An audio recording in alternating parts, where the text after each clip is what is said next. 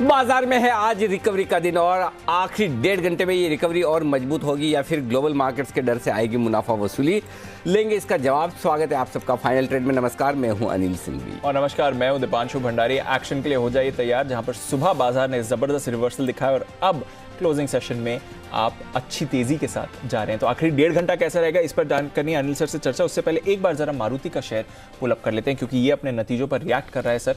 और यहाँ पर वैसे हमने सुस्त नतीजों का ही अनुमान लगाया था, जैसा कुशल हमें सुबह बता भी रहे थे। थोड़ा मुनाफा भी घटकर आने वाला था, बट अनुमान से बेहतर नतीजे आए हैं। तो कमजोर नतीजे हैं, सुस्त नतीजे हैं, बट अनुमान से बेहतर है।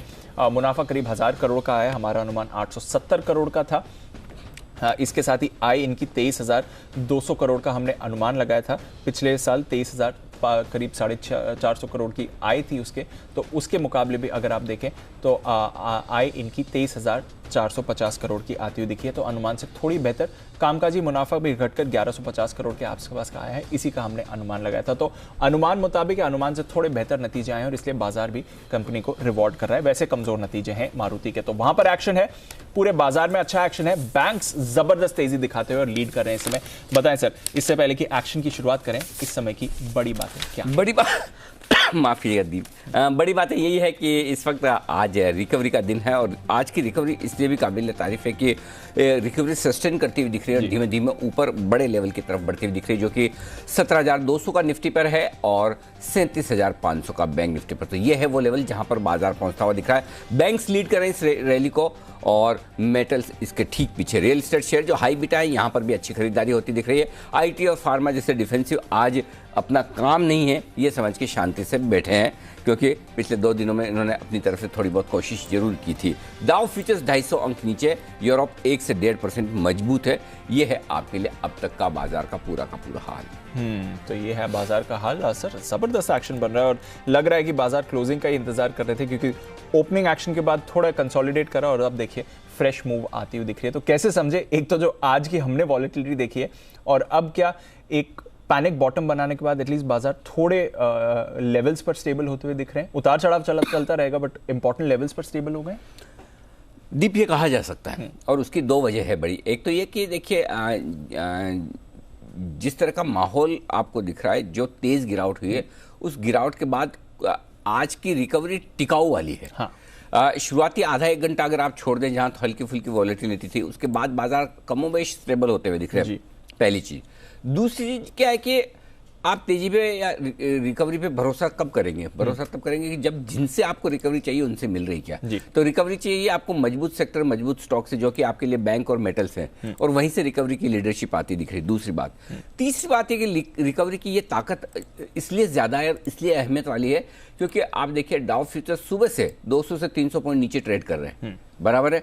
कोई भी वक्त ऐसा नहीं दिखा जब डाउ फ्यूचर 200 अंक से भी कम रहे हो। अभी तो 350 अंक 300 अंक नीचे है। सेम हाल नेस्डेक फ्यूचर्स का 2% नीचे है। उसके बावजूद बाजार हमारे मजबूती के साथ ट्रेड कर रहे हैं। तो ये वाकई में ताकत दिखाता है। अब इसमें 2 चीजें हैं जो हमें समझनी होगी। एक और डाउ फ्यूचर्स जो आपके खराब है, और दूसरी तरफ यूरोप देखिए, यूरोप 1 से 1.5% मजबूत है। तो ऐसा लग रहा है कि अमेरिका के अलावा किसी को चिंता नहीं है आज की रिकवरी में। अब 1 से 1.5 नहीं रहा, आधा % आज लिए, तो मान ले आधा % मजबूत है। लेकिन क्या अमेरिकी बाजार हमारे ट्रेंड को फॉलो करके आज मजबूत हो सकते हैं? क्या कल जिस तरह से नीचे खुले और नीचे गिरे, उसके बाद शार्प रिकवरी अमेरिकी फ्यूचर्स अमेरिकी बाजार में आई, वैसा आज फिर से हो सकता है? अगर फिर से आज 1% नीचे डाउ खुले और 2% नीचे नेस्डेक खुले, तो क्या ये रिकवर हो सकते हैं? तो बहुत लोगों में इसका कॉन्फिडेंस होगा। हाँ, शायद इस वजह से हमारे बाजार बेहद मजबूती के साथ ट्रेड करें। 2 इंपॉर्टेंट चीजें की है बाजार ने। पहली हम सुबह ही कर चुके थे, जो निफ्टी को 17,000 के ऊपर टिकने वाला मामला और बैंक निफ्टी का 37,000 के ऊपर टिकने का मामला। अब जो आगे अगले 1.5 घंटे में हम 2 इंपॉर्टेंट चीजें करने जा रहे हैं, जो हमने कर ली तो हम मतलब किला जीत लेंगे। 17,200 के ऊपर निफ्टी का टिकना और 37,500 के ऊपर बैंक निफ्टी का टिकना। दीप, इसमें 2 चीजें होंगी। क्यों? देखिए, कल जिस तरह से लॉन्ग ट्रैप हुए थे, हर एक लेवल पर पुट राइटर खड़ा है और फंसा हुआ है। अब धीमे धीमे वो सिचुएशन शॉर्ट ट्रैप की आ रही है। इनिशियल स्टेज पर आई है, लेकिन आना शुरू हुई है। आप ध्यान रखें कि आप मंथली एक्सपायरी में, कल छुट्टी है, परसों एक्सपायरी होनी है, राइट? तो अगर 17,000, 17,100, 17,200 पर कॉल राइटर तगड़ा खड़ा है और वो बैकफुट पर जा रहा है, अगर बैंक निफ्टी में 36,500, 37,000, 37,500 पर कॉल राइटर खड़ा है और वो बैकफुट पर जा रहा है, और याद रहे ओवरसोल्ड मार्केट है, आज 5-6 के 6 ट्रिगर में सिर्फ एक ट्रिगर पॉजिटिव था, और वो था वायदा कारोबार का, कि यहाँ पर पॉजिटिव है, क्योंकि मुझे 0.7 के नीचे पुट कॉल रेशियो आ जाता है ना, तो एकदम मैं कंफर्टेबल हो जाता हूँ। तो मेरा ये समझना है रिकवरी में दम है, थोड़ी और जगह बाकी है। कितनी बाकी है? 17,250 से 17,325 यहां तक तो दिखती है।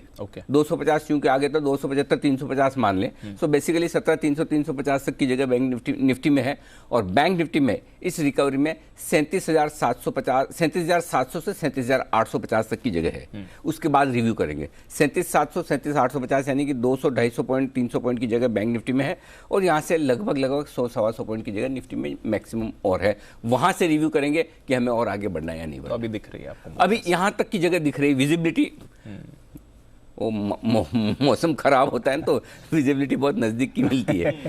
पर अच्छी विजिबिलिटी। वो सारे हमारे दिल्ली के जितने एक्सपर्ट है वो ज्यादा अच्छे से जानते हैं। मुंबई में स्मॉग फॉग वाला काम कम होता है, हमें समझ में नहीं आता। जो दिल्ली में जानते हैं विजिबिलिटी का क्या क्या इंपॉर्टेंस है। तो अभी इस माहौल से निकलकर हमें विजिबिलिटी ये दिख रही है कि निफ्टी के लिए 17,250, 17,350 तक की जगह है। बैंक निफ्टी के लिए 37,700, 37,850 तक की जगह। फिर रिव्यू करेंगे। ठीक है सर, चलिए। तो ये है इस समय बाजार का एक्शन। अच्छा एक्शन बन रहा है, डेज हाई पर बाजार ट्रेड करते हुए दिख रहे हैं, और थोड़ी और रिकवरी बाकी है। थोड़ी देर में अनिल जी अपनी स्ट्रैटेजी डेटा रीडिंग भी हमें बताने वाले हैं। पर आइए उससे पहले देख लेते हैं आने वाले दिनों के लिए कुछ अहम इवेंट्स। कल तो है छुट्टी, बट फिर भी एक्शन भरपूर रहेगा, और साथ ही आज के कुछ अहम नतीजे और खबरों वाले शेयर्स भी। वरुण और कुशल दोनों हैं तैयार। कुशल, गुड आफ्टरनून, बताएं इवेंट्स।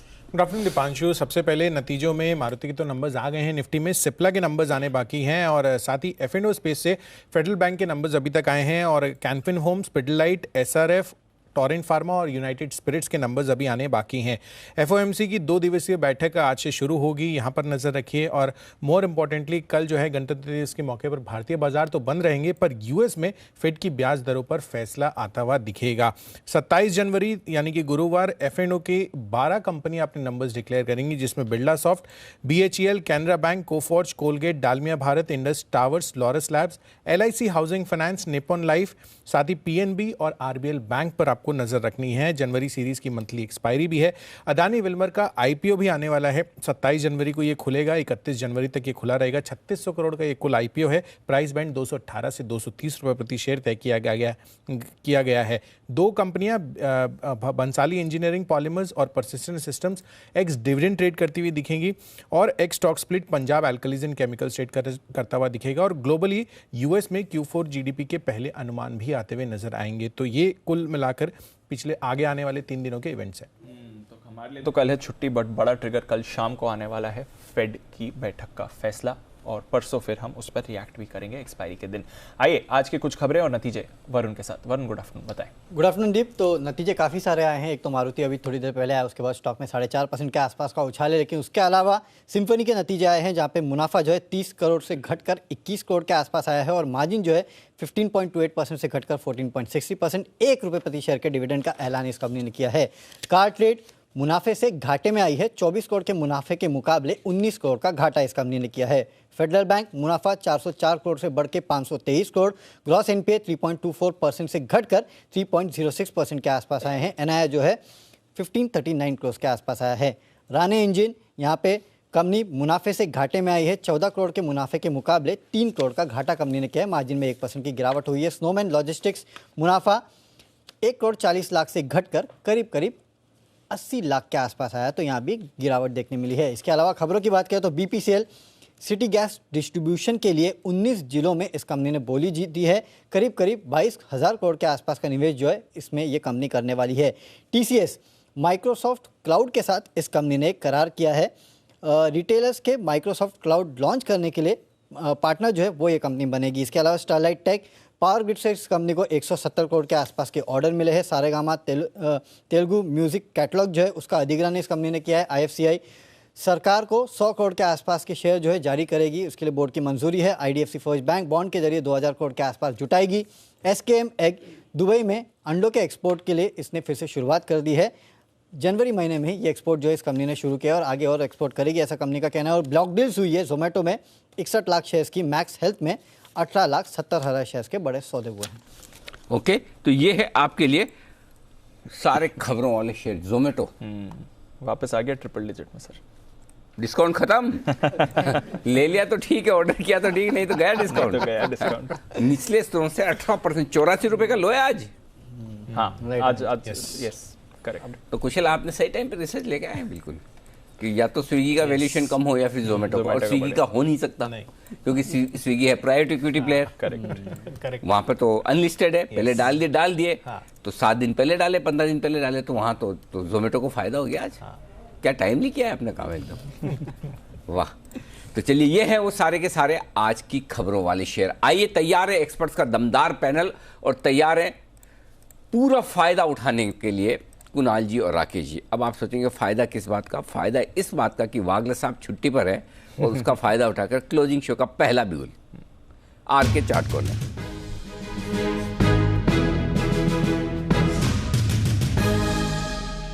बताएं सर्स।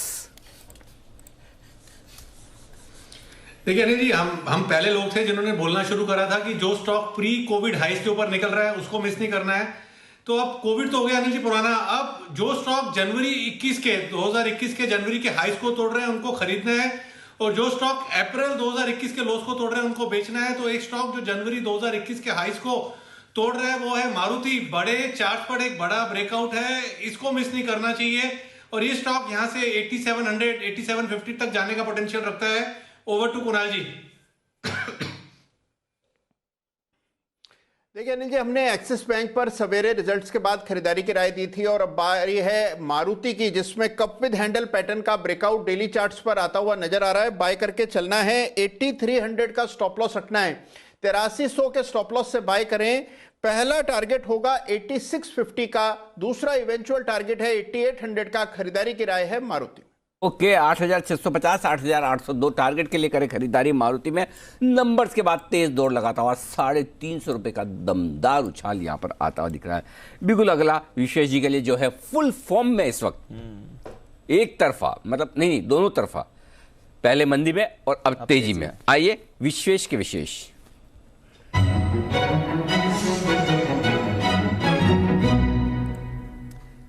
विशेष जी, अब मैं क्रिकेट खेलता था ना, जब मैं स्कूल और कॉलेज की टीम में था, तो हमें यह समझाया जाता था कि भले आप कितना भी अच्छा खेल रहे हो, लेकिन अगर आपको लगता है कि सामने वाला नॉन स्ट्राइकर है, एंड पे वो प्लेयर है जो फुल फॉर्म में है, उसको क्रिकेट की बॉल फुटबॉल जैसी बड़ी दिख रही है, तो उसको स्ट्राइक दो, उसी को खेलने दो।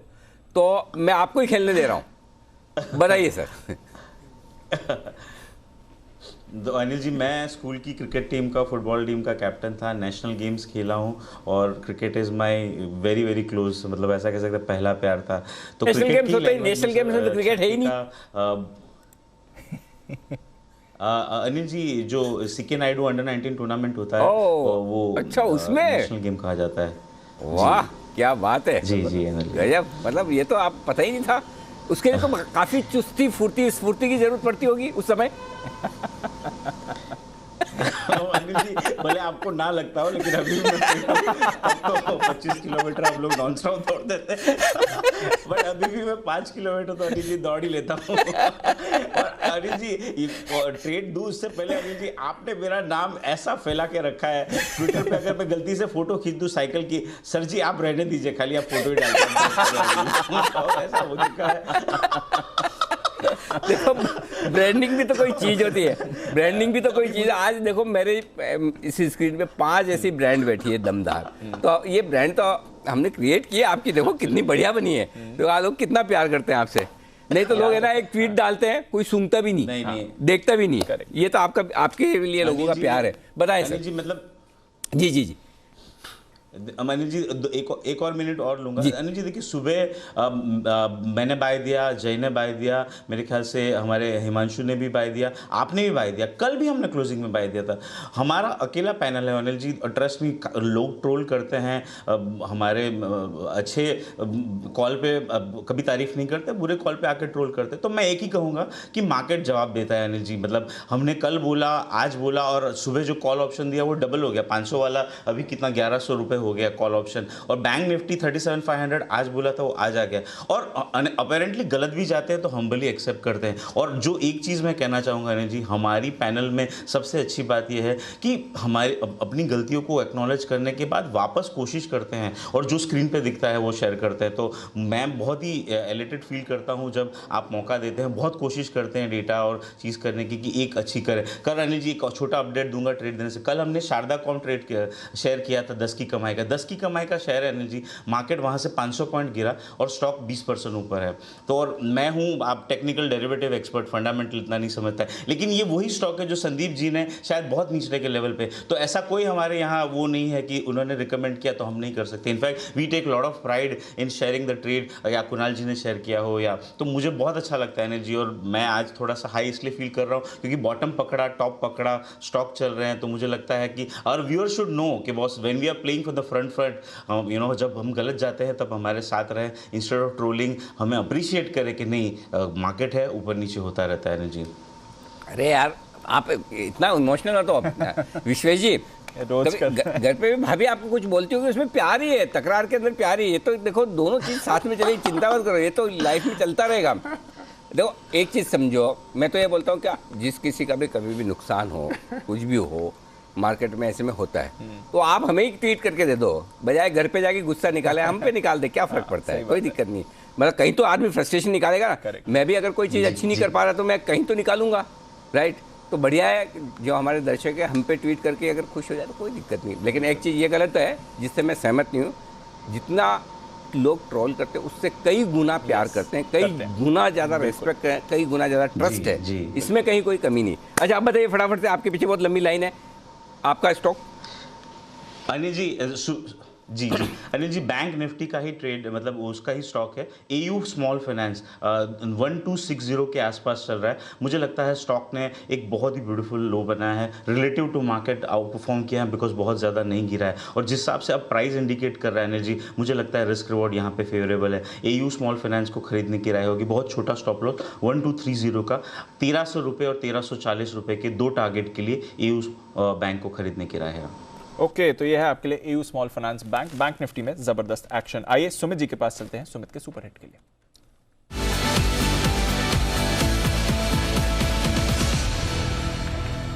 बताएं Sumit ji.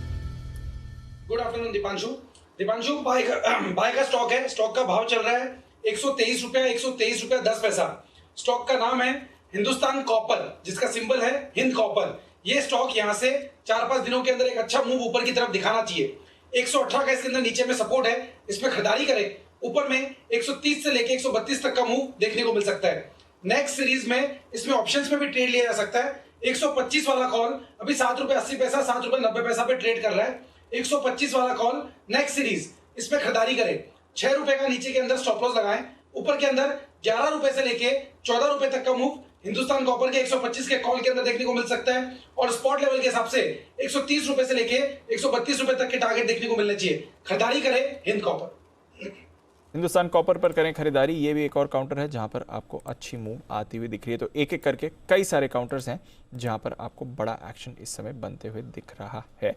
AU small finance पर एक फ्रेश ब्रेकआउट आपको आते दिखा है। गोदरेज कंज्यूमर ये भी आज अच्छा परफॉर्म करते हुए दिख रहा है। इनफैक्ट डेज हाई पर गोदरेज कंज्यूमर इस समय आ रहा है, स्पाइक कर रहा है काउंटर। कुणाल जी कोई राय गोदरेज कंज्यूमर के चार्ट पर? आज अच्छे एक्शन में 900 का लेवल छूने के लिए तैयार सर। देखिए कल बाजार के साथ इसमें एक ब्रेकडाउन आया था दीपांशु, आज हम इसमें एक बिल्कुल टर्न अराउंड देख रहे हैं। और सबसे अच्छी बात यह है कि 880 पर जो एक सपोर्ट था, बाद में रेजिस्टेंस बन जाना चाहिए था, जिसको वो स्तर भी बड़ी आसानी से स्टॉक ने पार कर लिया है। तो यहाँ एक रबर बैंड रिवर्सल होता हुआ दिख रहा है। अगर आज 880 के ऊपर बंदी आएगी तो आपको फिर 960 रुपए तक का एक मूव आता हुआ दिखेगा। तो मेरी राय में बिल्कुल आज क्लोज पर बाय करके चलना चाहिए। रबर बैंड रिवर्सल क्या होता है अनिल जी? आपको याद होगा अनिल जी, भूल गए आप अनिल जी, गुलेल रिवर्सल की चर्चा की थी। हाँ गुलेल वाला सेम, बिल्कुल अनिल जी वही है रबर बैंड। वो तो याद है, गुलेल वाला तो याद है। हाँ वो ऐसे पीछे खींचते हैं फिर छोड़ते हैं, जिसके लिए आपने मना भी किया था ऐसा नहीं करना चाहिए। बस जो बंसल जी ने बच्चों ने वो काफी शरारतें इस तरह की हुई है, वही सेम वाला ट्रेंड। कर चुके हैं वो तो। ओके अनिल जी वो तो कर गुजरे हैं अनिल जी ऑलरेडी, राकेश जी। ओके चलिए, राकेश जी से आप इस बात के लिए इंस्पायर ना हो, चार्ट देखने के लिए इंस्पायर हो। जी राकेश जी, इंस्पायर करिए सबको। देखिए अनिल जी, आप शरारत की बात हो रही है तो अनिल जी एक शरारत और करने का इरादा। अनिल जी विश्वेश जी ने भी बोला क्रिकेट उनका पहला प्यार था, तो अनिल जी वो तो पता चल गया, दूसरे और तीसरे प्यार पे भी रोशनी डालें विश्वेश जी।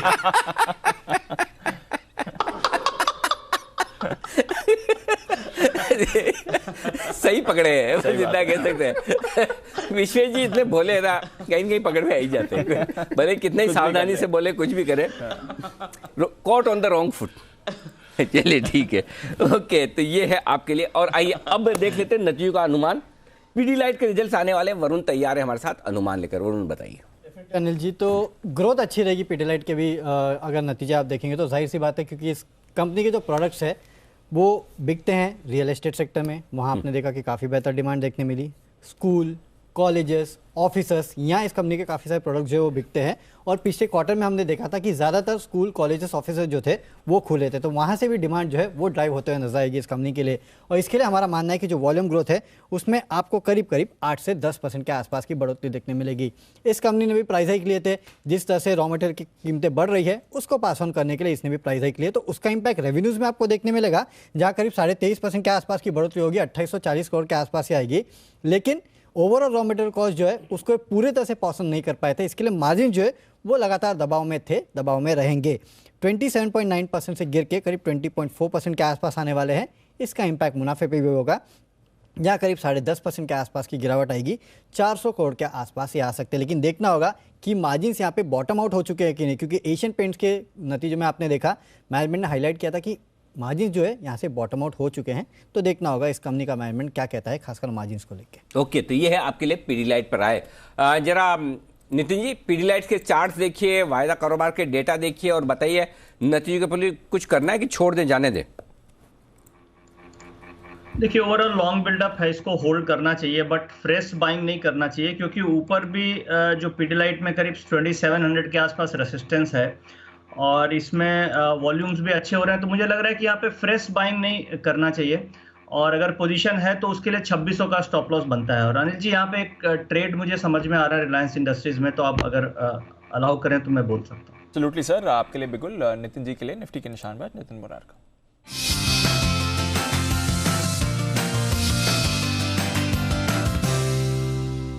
बताएं सर।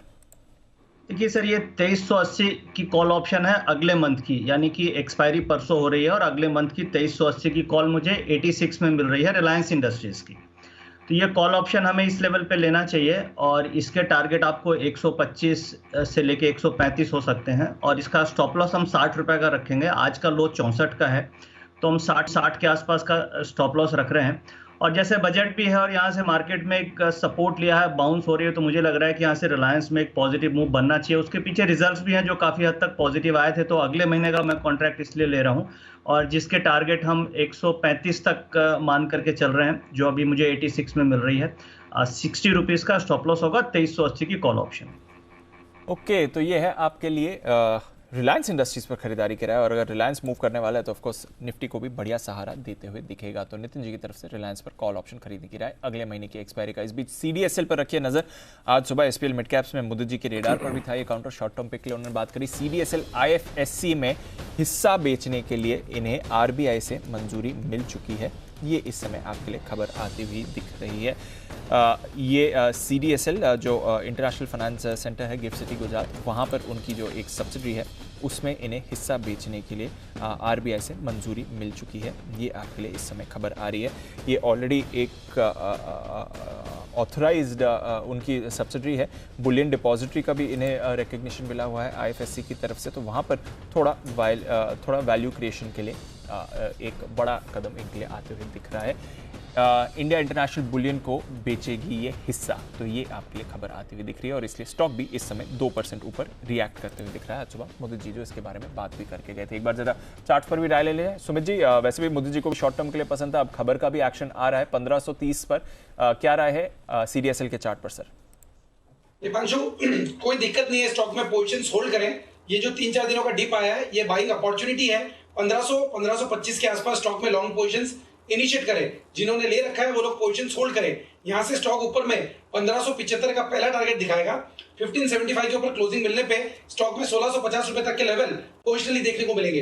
होल्ड करें, यहां से एक अच्छा मूव ऊपर की तरफ देखने को मिलेगा।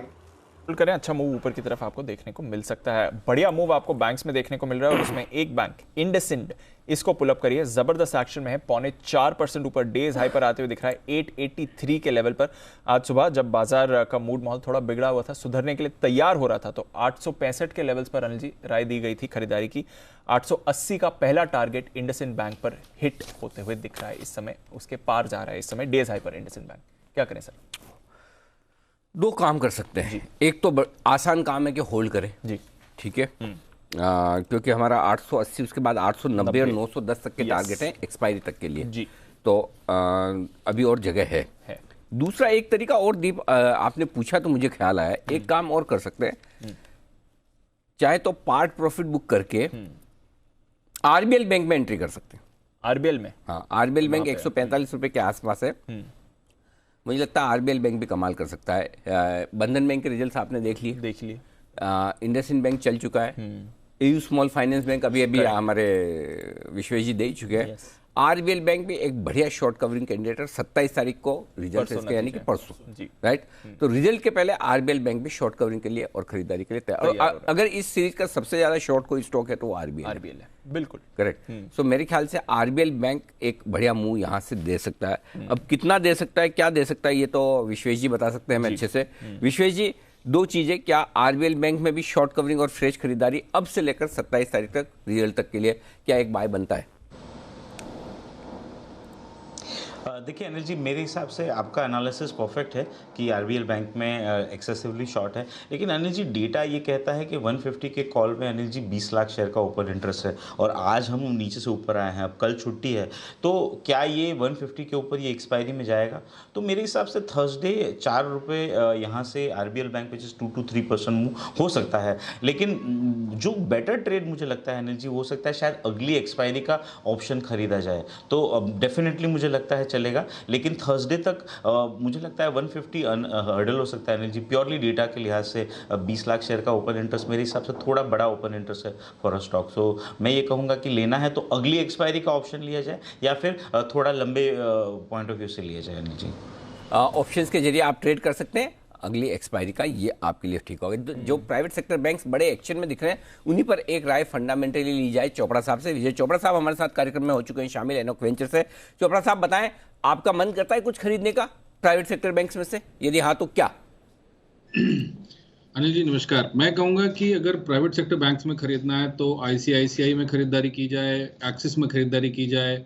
अभी जो छोटे बैंक्स हैं, बंधन है, आरबीएल है, हालांकि इसमें तेजी दिख रही है, मगर फंडामेंटली स्पीकिंग मुझे लगता है कि बैंकिंग स्पेस में इतना कंपटीशन हो गया है और ऑनलाइन प्लेटफॉर्म्स इतने आ गए हैं जो मुझे लगता है बैंकिंग के लिए थोड़ा कठिन होगा। जो छोटे बैंक्स हैं उनके लिए कठिन होगा। तो जो आपने देखा सूर्योदय स्मॉल फाइनेंस बैंक के साथ हुआ या उज्जीवन के साथ हुआ, तो मुझे लगता है कि छोटे बैंक से बेटर बड़े बैंक्स हैं। और अगर आप सरकारी क्षेत्र की बात करें तो मेरा कंफर्ट और ज़्यादा बढ़ जाता है। अगर आप कैनरा बैंक की बात करें, मुझे बहुत अच्छा लगता है Canara bank, bank of Baroda बहुत अच्छा लगता है, एसबीआई बहुत अच्छा लगता है। तो जो टॉप रंग सरकारी 4-5 बैंक्स हैं और 4-5 जो बड़े बैंक्स प्राइवेट क्षेत्र में हैं, तो कोटक, आईसीआईसीआई, एक्सिस, इनके साथ रहना मुझे ज़्यादा बेहतर समझ में आता रहा देन छोटे बैंक्स में। हो सकता है कि उसमें रिटर्न ज़्यादा मिले, मगर सेफ्टी भी एक बहुत बड़ा प्राइम कंसर्न है। कल जो मूड था मार्केट का और जो आज है उसमें बहुत फ़र्क है अनिल जी, और लोग परेशान हो रहे थे। तो मुझे लगता है कि हमेशा मैं बोलता हूँ that good stocks are like tennis balls and bad stocks are like eggs. तो अच्छे बड़े बैंक्स होंगे वो हमेशा अगर गिरेंगे तो वापस आ जाएंगे, और जो छोटे बैंक्स होंगे या कहीं पे भी एसेट क्वालिटी का इशू हुआ या कोई और इशू हुआ तो उनका आना बड़ा कठिन होता है। तो मेरे अंदाजे से बेहतर है कि बड़े बैंकों में रहा जाए। बैड स्टॉक्स लाइक एग्स, तो मतलब गिर गए तो फूट जाएंगे ऐसा? वैसे उसका मतलब यही हुआ ना सर? नहीं, मैंने ये नहीं कहा कि सारे बैंक बैड ना, बैंक की बात नहीं कर रहा, मैं कहावत की बात कर रहा हूँ। आपने कहा कहावत बिल्कुल ठीक है अनिल जी, कि जो जैसे अंडा नीचे गिरता है और वापस नहीं आता, फूट जाता है। हाँ। तो उसी प्रकार से जो खराब क्वालिटी के स्टॉक्स हैं, जहाँ पे क्वालिटी का इशू है, हाँ। जहाँ पे अर्निंग्स का इशू है, जहाँ पे वैल्यूएशंस का इशू है, तो ये पंच लाइन में हमेशा याद रखता हूँ जब भी हम पोर्टफोलियोज भी डिजाइन करते हैं, कभी भी कोई भी सलाह देते हैं कि हम एक अच्छी क्वालिटी कंपनी में रहें और बचें। हाँ। जो क्वालिटी यहाँ पे भले से स्टॉक 4 गुना 5 गुना 10 गुना भी हो जाते हैं, मगर अगर उसकी क्वालिटी अच्छी नहीं है तो मैं बिल्कुल कन्विंस नहीं हूँ। बंसल जी, अगर ऐसे कोई अंडा फूट जाए तो कुछ काम का या फिर वेस्ट हो गया? मैं तो देखो प्योर वेजिटेरियन हूँ, तो मुझे तो इस बहुत ज़्यादा आइडिया नहीं है। जरा आप अगर बता पाए, इस पर रोशनी दे पाए कि सर कह रहे थे कि अच्छे स्टॉक टेनिस बॉल की तरह होते हैं, नीचे गिरेंगे तो वापस बाउंस कर देंगे, खराब स्टॉक अंडे की तरह होते हैं, गिर गए तो फस।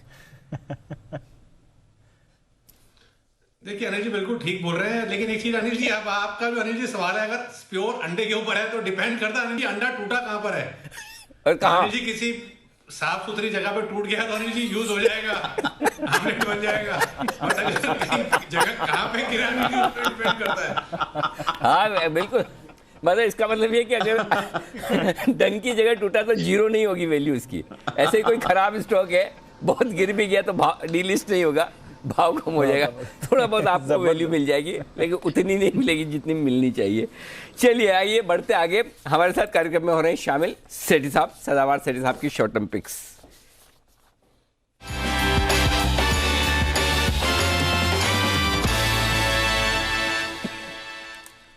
सेठी साहब गुड आफ्टरनून। अरे सेठी साहब कल डर क्यों रहे थे इतना आप?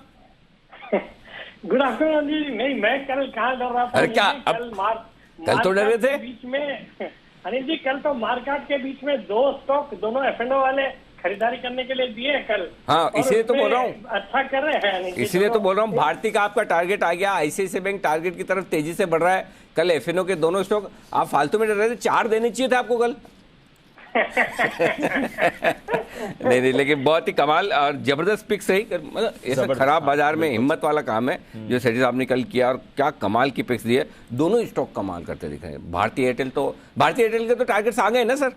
हाँ बिल्कुल अनिल जी, 690 पे दिया था, 715 के टारगेट थे, 715 भी शायद हो गया है भारतीय एयरटेल। सेठी साहब 1 मिनट रुकिएगा, मैं आपसे पिक्स ले रहा हूँ। उससे पहले ये रिजल्ट आ गए पीडीलाइट के, एक बार दीप जरा रिजल्ट जल्दी से पढ़ दो। 358 करोड़ का मुनाफा 400 करोड़ के मुकाबले थोड़ा कम दिख रहा है, थोड़ा कम मुनाफा आते हुए दिख रहा है। 358 करोड़ का है मुनाफा। 400 हमने अनुमान 400 करोड़ का लगाया था, और अगर आप इसकी बेस देखें तो 450 करोड़ की, तो 450 करोड़ से घटकर मुनाफा करीब 358 करोड़ का आते दिखा। तो अच्छा आंकड़ा एटलीस्ट मुनाफे के फ्रंट पर तो नहीं है। आय की बात करें तो यहाँ पर हम बढ़त का अनुमान लगा रहे हैं 2840 करोड़ की हम आय का बढ़त की आय का यहाँ पर अनुमान लगा रहे हैं। पिछली बार करीब 2300 करोड़ की यहाँ पर आई थी, तो वहाँ से बढ़कर आय बढ़कर आनी चाहिए, बट मुनाफे के फ्रंट पर आप थोड़ा सा दबाव पीडीलाइट के नंबर्स पर आते हुए दिख रहे हैं। आय इनकी 2850 करोड़ की आती हुई दिखी है, तो एग्जैक्टली अनुमान मुताबिक 2840 करोड़ के हमारे आय का अनुमान था, 2850 की करोड़ की आय है, तो वो अनुमान मुताबिक है, बट मुनाफा थोड़ा अनुमान से कमजोर आपको आते हुए दिख रहा है। कुणाल जी, पीडीलाइट इसके चार्ट पर जरा अपनी राय दें सर। देखिए जरूर मुनाफे के संख्या के बाद देखिए दीपांशु एक ब्रेकडाउन चार्ट पर आता हुआ दिख रहा है, लेकिन ओवरऑल चार्ट उतना कमजोर नहीं है।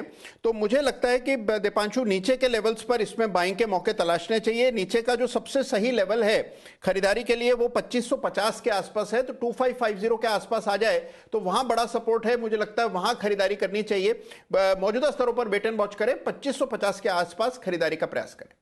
तो 2550 के करीब खरीदारी का प्रयास करें। आय एग्जैक्टली अनुमान मुताबिक आई है, अच्छी बढ़त है, 2300 करोड़ से बढ़कर 2850। मुनाफा थोड़ा कमजोर रहा है। कामकाजी तौर पर भी हम 10% की गिरावट का अनुमान लगा रहे हैं कामकाजी मुनाफे में, और मार्जिन्स में भी आप कॉन्ट्रैक्शन एक्सपेक्ट कर रहे हैं। 28% से घटकर करीब 20.5% के मार्जिन आने चाहिए। वॉल्यूम ग्रोथ 8 से 10% की इनकी रह सकती है। तो थोड़े और डिटेल्स आएंगे तो हम आपको इसके बारे में बताएंगे, बट फर्स्ट कट मुनाफा कमजोर, बट आय अनुमान मुताबिक सर। ओके, तो ये है आपके लिए पूरे के पूरे आंकड़े इस वक्त आते हुए पीडीलाइट के रिजल्ट्स के लिहाज से। आइए सेठी साहब है तैयार, बताएं सेठी साहब आज की पहली पिक। बिल्कुल अनिल जी, 2 पिक्स है, कैश मार्केट के स्टॉक्स है। जो पहला स्टॉक है अनिल जी, एक ऐसे सेक्टर से है, अब चूंकि हम बजट वीक में है, अगले सप्ताह मंगलवार को बजट आएगा, तो इंफ्रास्ट्रक्चर एक ऐसा सेक्टर होगा जहां से जिसपे पूरा फोकस रहना चाहिए। और वहां से मैंने एक बहुत ही सॉलिड कंपनी PSP प्रोजेक्ट, जो कि अभी 513 के लेवल पे स्टॉक ट्रेड कर रहा है, इसको पिक किया है। एक अहमदाबाद बेस्ड इंफ्रास्ट्रक्चर और कंस्ट्रक्शन कंपनी, और कई सारे आइकॉनिक बिल्डिंग गिफ्ट सिटी में इसी कंपनी ने बनाए हैं, और सूरज डायमंड बोर्ड्स भी इसी कंपनी ने बनाया हुआ है। बहुत ही रेप्यूटेड क्लाइंटेल है, और टाइमली एग्जीक्यूट करने का इनका एक ट्रैक रिकॉर्ड है, जो अपने प्रोजेक्ट्स को एक जबरदस्त ऑर्डर बुक है और रेगुलर ऑर्डर इनफ्लोज है। सितंबर क्वार्टर में बहुत ही दमदार नतीजे थे। पैट आया 36 करोड़ का, जो कि पिछले साल 15 करोड़ का पैट था। बाकी फंडामेंटल्स बहुत ही अच्छे हैं। Return on capital employed around 23%, return on equity 16%, और एक इंफ्रास्ट्रक्चर कंपनी होने के बावजूद डेट इक्विटी रेशियो सिर्फ 0.14 का है। और वैल्यूएशन के लिहाज से 14 के मल्टीपल पे स्टॉक अभी ट्रेड करता है। प्रोमोटर्स की अच्छी खासी 74% की हिस्सेदारी है। DI अराउंड 6.8% ओन करते हैं, जिसमें LIC है, IDFC है। और मेरा ये मानना है कि अब हम बजट को प्ले करना चाहिए। शॉर्ट टर्म पिक्स जो भी है बजट को ध्यान में रखते हुए, तो जो इंफ्रास्ट्रक्चर वाला सेक्टर और इंफ्रास्ट्रक्चर स्टॉक्स है, यहाँ से बहुत अच्छा करना चाहिए। और एक मौका भी मिल रहा है, ये जो बाजार में गिरावट आई है उसके कारण से स्टॉक्स में करेक्शन भी हुआ है। मुझे लगता है इन लेवल्स पे इसको खरीदना चाहिए। 540 का मेरा शॉर्ट टर्म टारगेट है, 495 का स्टॉप लॉस रखना है। 495 स्टॉप लॉस, 540 का टारगेट, ये है राय आपके लिए PSP प्रोजेक्ट। दूसरा स्टॉक सर? दूसरा स्टॉक अनिल जी थीम वही है कि बजट को ध्यान में रखना है। और ये जो स्टॉक है, स्टॉक का पहले नाम बताता हूँ, इंडियन ह्यूम पाइप, जो कि अभी 215 के लेवल पे स्टॉक ट्रेड कर रहा है।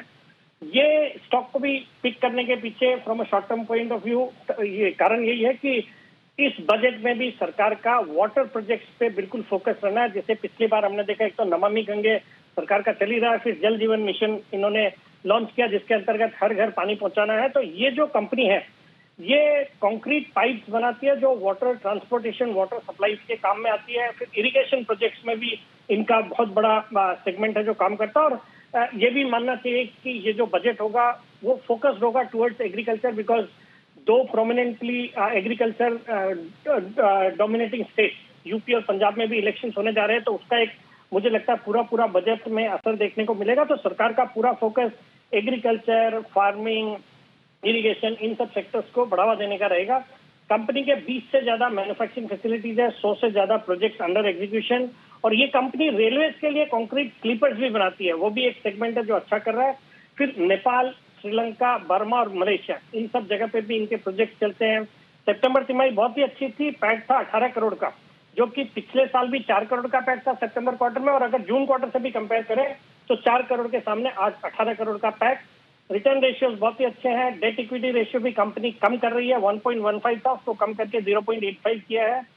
प्रोमोटर्स अच्छी खासी 69.9% स्टेक ओन करते हैं। और इस कंपनी में L&T mutual fund around 1.92% stake own करती है। मुझे लगता है ये स्टॉक भी बजट तक बहुत ही अच्छा यहाँ से करना चाहिए, in anticipation of the budget laying it's focus on water project. मुझे लगता है ये स्टॉक यहाँ पे खरीदना चाहिए। मेरा इसमें शॉर्ट टर्म का टारगेट है 240 रुपए का, स्टॉप लॉस रखना है 205 रुपए। 205 रुपए का स्टॉप लॉस, 240 का टारगेट, ये है आपके लिए राय। 2:30 बजे की स्टडी तैयार है। उससे पहले विश्वेश जी कह रहे हैं कि पहले मेरी कॉल ले लो जल्दी से। बैंक्स पर ही होगी, पता नहीं, अब देखो। बिगुल विश्वेश का विशेष।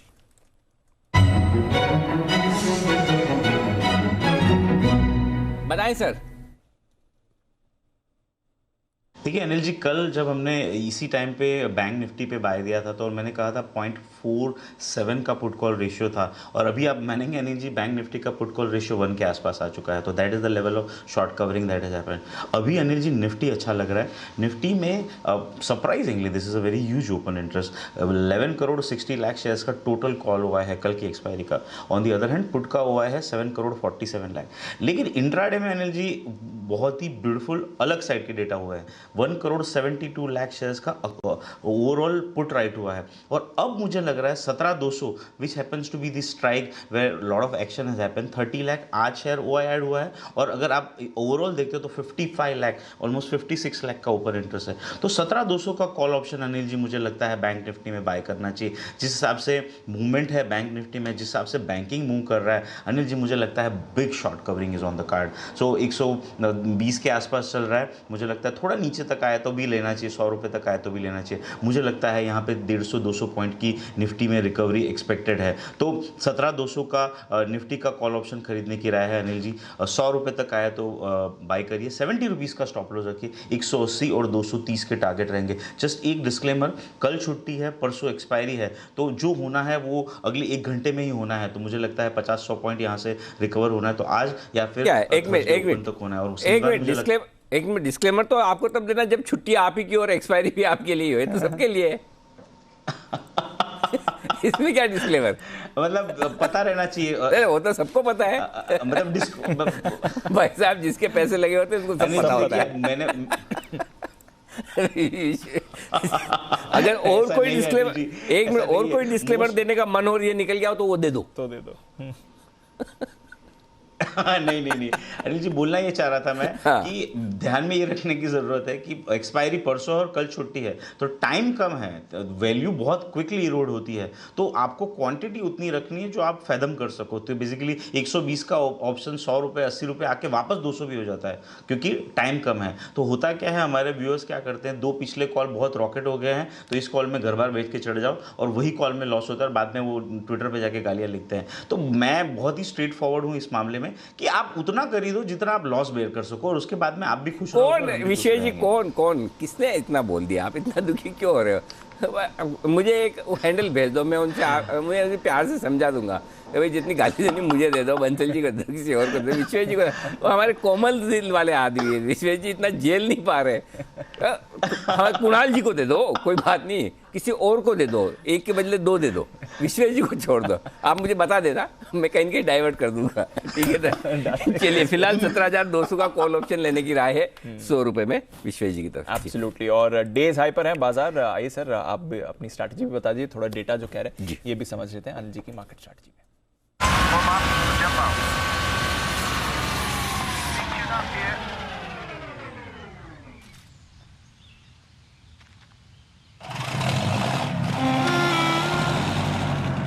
आने वाली खुशी के लिए एक ख्याल ही काफी है। इबिक्स कैश हर खुशी के लिए काफी है।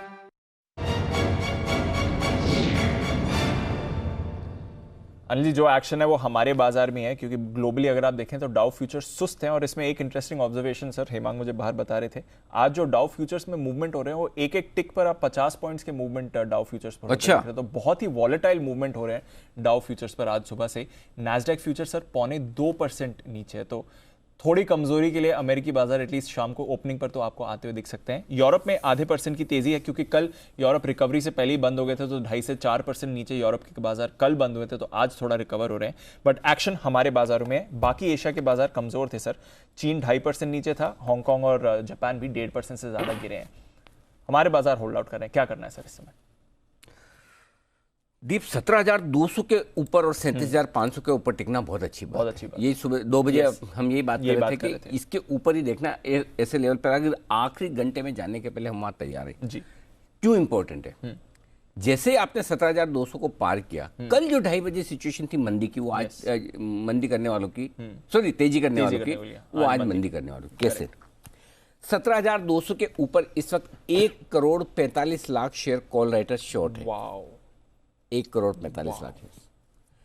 अगर आप 17,300 को पार करके टिक जाते, 2 करोड़ कॉल राइटर्स शॉर्ट हो जाएंगे। तो अब इनको अच्छा, जैसे जितनी ज्यादा क्वांटिटी, समय भी कम है।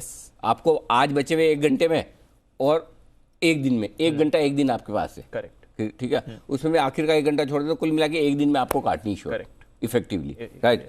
सो ये शॉर्ट कवरिंग आपको सपोर्ट देगी, पहली चीज। दूसरी चीज, 17,200 के ऊपर निकलना क्यों इंपॉर्टेंट है? 17,200 के कॉल ऑप्शन में 60 लाख शेयर है, 36 लाख शेयर आज ही जुड़े, तो ये आज जिन्होंने शॉर्ट किया अब वो कवर के लिए भागेंगे, और 60 लाख का कॉल ऑप्शन का ओपन इंटरेस्ट बड़ा है। सो बड़े लेवल को पार करने के लिए ताकत चाहिए, और स्क्रीन पे करना है, और आखिरी घंटे में करना है, तब करना है जब डाउ फ्यूचर 1% नीचे हो। इन सबके बावजूद आप कर रहे हैं, इसका मतलब ये कि ताकत है। तो पहली चीज ये कि आपको क्लोजिंग के बेसिस पे अगर 17,200 के ऊपर क्लोजिंग मिलती है तो कल परसों के लिए संकेत अच्छा है। 17,150 के ऊपर भी बंद होते तब भी आप बुरे नहीं है, तब भी ठीक है। तो क्लोजिंग अगर आपको हरे निशान में मिल जाती है और 17,200 के ऊपर मिल जाती है तो बहुत बढ़िया जो दिख रही है। तो अब बचे हुए समय के लिए आपका स्टॉप लॉस 17,150 का होगा। अगर आप लॉन्ग है 17,150 के नीचे जाएं तो आप लॉन्ग छोड़ दीजिएगा, फिर मत लेके जाइए परसों के लिए, नहीं फिर मत लेके जाइए। 17,200 के ऊपर बंद हो तो लॉन्ग आप लेके जा सकते हैं। 300-350 की रेंज तक का छोटा टारगेट है, उसके बाद 475 तक का टारगेट बनता है इस पुल बैक का, वहां तक जाने की ताकत है, ये है। ठीक है, क्लियर कट है। अब आइए बैंक निफ्टी 37,500 के ऊपर निकलकर टिका है, टारगेट 37,850 का बन रहा है। 37,700, 750 और 800 तीन टारगेट दिए थे दीप मैंने, 37,700 आपका आ गया। 683 एज गुड एज 37,700। 800, 850 का और है। अगर आपको ओवरनाइट रिस्क कम रखनी है 37,850 के आसपास प्रॉफिट बुक कर लें। यस, ठीक है, वापस 37,500 आए तब खरीद लीजिए। ओके, 37,500 पर अब खरीद 37,500 600 की रेंज में वापस ले लीजिए, एक बार 37,850 के आसपास प्रॉफिट बुक करके। अगर गलती से 37,850 के ऊपर आज बंद हो, जिसकी संभावना मुझे कम दिखती है हो, तो फिर आप परसों के लिए भी लेकर जाइए। 37,500 के ऊपर बंद हो रहे हैं तब भी आप अपनी लॉन्ग पोजीशन को होल्ड कर सकते हैं, लेकिन अगर आप 37,500 के नीचे बंद हो रहे हैं और स्पेशली 37,375 के नीचे बंद हो रहे हैं तो अपनी लॉन्ग छोड़ दीजिएगा। ऐसा, ताकि फिर हम ओवरनाइट 2 दिन की रिस्क नहीं रखना चाहते। ग्लोबल मार्केट्स की वोलेटिलिटी कल भी है, परसों भी है, फेड की मीटिंग भी है, डाउ फ्यूचर नीचे, बहुत सारी चीजें। सब कुछ लाइफ में अच्छा नहीं, भाव अच्छे होने का मतलब ये नहीं कि बाकी सब चीजें एक साथ अच्छी होगी। चीन ताइवान नहीं लड़ रहे हैं कि यूक्रेन रशिया नहीं लड़ रहे। आज कोई मैसेज नहीं भेज रहा, आज कुछ नहीं। हाँ देखो, आज सब बदमाश है। वो मार्केट खराब है, कल एक आदमी 5 भेज रहा है। बिल्कुल, आज एक भी नहीं भेज रहा। आज सब जगह दुनिया में शांति है। चीन भी शांत है, ताइवान भी शांत है, यूक्रेन भी शांत है, अमेरिका भी शांत है, रशिया भी शांत है। कहीं कोई long term capital gain tax आज नहीं बढ़ रहा, कुछ नहीं हो रहा, कहीं कुछ नहीं हो रहा। भाव के साथ सब हो गजब, इतने बुद्धिमान हिंदुस्तान में है कि पूछे मत। आज किधर से, मुझे तो एक मिनट जरा सबको पूछ लूंगा, हो सकता है कि हो सकता है मैंने कल बात कर ली टीवी पे, इसलिए हो सकता है मुझे मैसेज नहीं आ रहा। आज आपको भी मैसेज नहीं आ रहे किसी को, या किसी को आज आ रहे हैं? आज किसी को नहीं आ रहे, ये देख लो। तो ये मतलब है ना, मार्केट के साथ सबको मैसेज आते हैं। मतलब हम सब लोग है ना पोस्टमार्टम करने में इतने एक्सपर्ट हो गए हैं, पूछो मत। डायग्नोसिस करने में उसके 10% भी हो जाए तो कितना काम अच्छा हो जाए। तो पोस्टमार्टम सब कि गिरा क्यों, उसके सारे रीजन हमको मिल गए। एनीवेज, तो चलिए, सबसे बढ़िया चीज ये कि अगर आज आपको फिर ऐसे में 37,850 800 के आसपास मिलता है बैंक निफ्टी, वहां प्रॉफिट बुक करें, फिर से इंतजार करें, क्लोजिंग का ध्यान रखें। 3:20 पर मैं आपके साथ होऊंगा, मैं आपको बताऊंगा भी कि क्या करना चाहिए क्लोजिंग के हिसाब से, क्योंकि आज की क्लोजिंग इंपॉर्टेंट है। 2 दिनों की रिस्क लेकर आपको जानी है, ग्लोबल मार्केट की रिस्क को लेकर जानी है, तो हम उस समय बहुत अलर्ट रहेंगे कि क्या लॉन्ग पोजीशन कम करके जाना है। क्योंकि देखिए, हमारी बैंक निफ्टी के कॉल्स, उसमें भी आपके लिए प्रॉफिट बन रहा है। इंडसइंड बैंक का पहला टारगेट आ ही गया, दूसरे टारगेट के बेहद करीब 890 का जो दूसरा टारगेट दिया उसके बेहद करीब पहुंचा है, 886 तक जाके आया है। सो इसलिए हम एक बार उसको रिव्यू कर लेंगे 2:30 बजे। अंडरस्टूड। आइए अब बिल्कुल एक के बाद एक, कुणाल जी, राकेश जी, चार्ट कॉर्नर।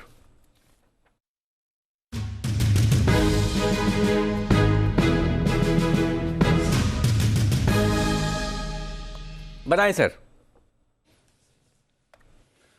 अनिल जी, हमारा चार्ट कॉर्नर पिक है यूपीएल पर खरीदारी की राय है। यहाँ पे देखें तो एक बुलिश एनगल्फिंग कैंडल बनी है, बड़े पैमाने का एक बड़ा रिवर्सल है। ओवर टू कुणाल जी। अनिल जी देखिए, क्लासिकल बिल्कुल बाय सिग्नल यहां पर जनरेट हो रहा है। सबसे पहले बुलिश इनगल्फिंग कैंडल है, स्टॉक एक एवरेज तक आया, कंसोलिडेट करके वापस ब्रेकआउट दे रहा है और इसका ओवरऑल स्ट्रक्चर बहुत बुलिश है और साथ में ये बजट के लिए काफी फेवर्ड प्ले है। तो यूपीएल में खरीदारी करने की हमारी राय है। स्टॉप लॉस रख लें 780 पर, 780 के स्टॉप लॉस से बाय करें। पहला टारगेट होगा 810 रुपए का, इवेंचुअल टारगेट 830 रुपए का। यूपीएल में खरीदारी की राय। तो 810 से 830 के टारगेट के लिए यूपीएल पर करें खरीदारी। आइए, नितिन जी की एक कॉल है तैयार, बिल्कुल नितिन जी के लिए।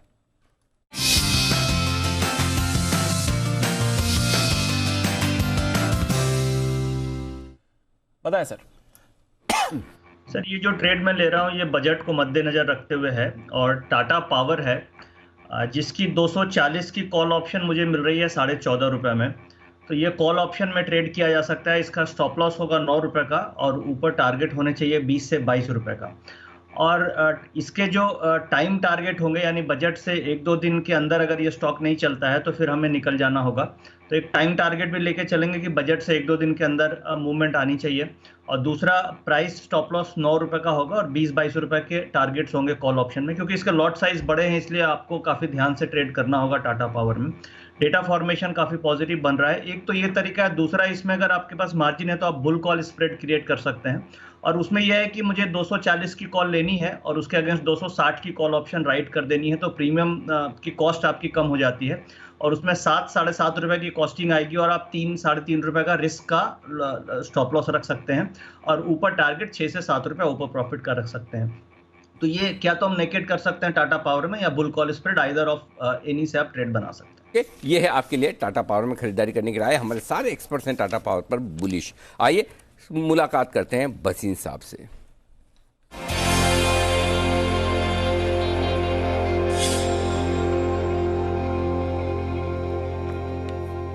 स्वागत है आपका वसीम साहब, नमस्कार। अच्छी मजबूती डे हाई पर है मार्केट। कल छुट्टी के पहले प्रॉफिट बुक करना है या लॉन्ग पोजीशन बनाए रखें सर? बिल्कुल बने रखे। 17,500 खुलेगी मार्केट परसों, और जो फेड की अनसर्टेनिटी है वो सब आउट ऑफ द प्लेस है। रिजल्ट देखिए अनिल जी, कब देखा आपने लास्ट टाइम के बंधन बैंक और एक्सिस बैंक जो सबसे पिटे हुए बैंक होते थे सबसे लीड कर रहे हैं। तो मार्केट इज हेवीली शॉर्ट और मुझे लगता है IT will be the puller on Thursday. आज again the flavour is banks and autos. Maruti के नंबर देखिए। तो आपको अपडेट दे दूं अनिल जी, बंधन बैंक 2-3 दिन से कह रहा था 304, बाद में आपको 320 का टारगेट था, वो भी हो गया। आपको ऑप्शन में 300 की कॉल दिलाई थी 8 रुपए में, वो 25 रुपए हो गई। कल आपको जेएसडब्ल्यू आज सुबह दिया था, वो 645 बिक गया। और हिंदुस्तान कॉपर दोपहर को 121.22 वाला 25.5 बिक गया। तो जहां जहां प्रॉफिट है बुक कीजिए। अब आपके लिए 2 बाय कॉल हैं, आप कहें तो मैं शुरू करूं? प्लीज बताइए। तो अनिल जी, मुझे बैंक्स में बहुत बुलिशनेस है और अब 27 तारीख को रिजल्ट है आरबीएल का, लेकिन 28 को सबसे अच्छा रिजल्ट आएगा एयू बैंक का। This will be one of the best performing results ever in the history. 1245-50 में लीजिए, stop loss of 1220, target of 1300। I think AU bank can surprise very much on the upside. दूसरा bye होएगा, क्योंकि autos में इतनी strength है तो मेरे को एक्साइड के नंबर बहुत बढ़िया लगेंगे, बिकॉज वॉल्यूम प्ले आएगी। 74.5 में लीजिए, keep a stop loss of 69, 185 का टारगेट ऑन एक्साइड। तो 2 स्टॉक हैं जहां पर आपके लिए खरीदारी करने की राय, एक्साइड और एयू स्मॉल फाइनेंस बैंक। ये है वसीम साहब की तरफ से। तो आइए 2 बेहतरीन पिक्स। धन्यवाद सर, कल सुबह आपसे होगी फिर मुलाकात, लेंगे आपके कुछ और बेहतरीन पिक्स भी। और इस बीच जस्ट डायल, ये है वो स्टॉक जो जबरदस्त एक्शन में आता दिख रहा है और इस स्टॉक पर हमें राय लेनी है चोपड़ा साहब से भी। लेकिन चोपड़ा साहब से राय ले उससे पहले कुशल बताने के लिए तैयार है कि जस्ट डायल में क्या हो रहा है, क्यों हो रहा है और कितना ज्यादा हो रहा है।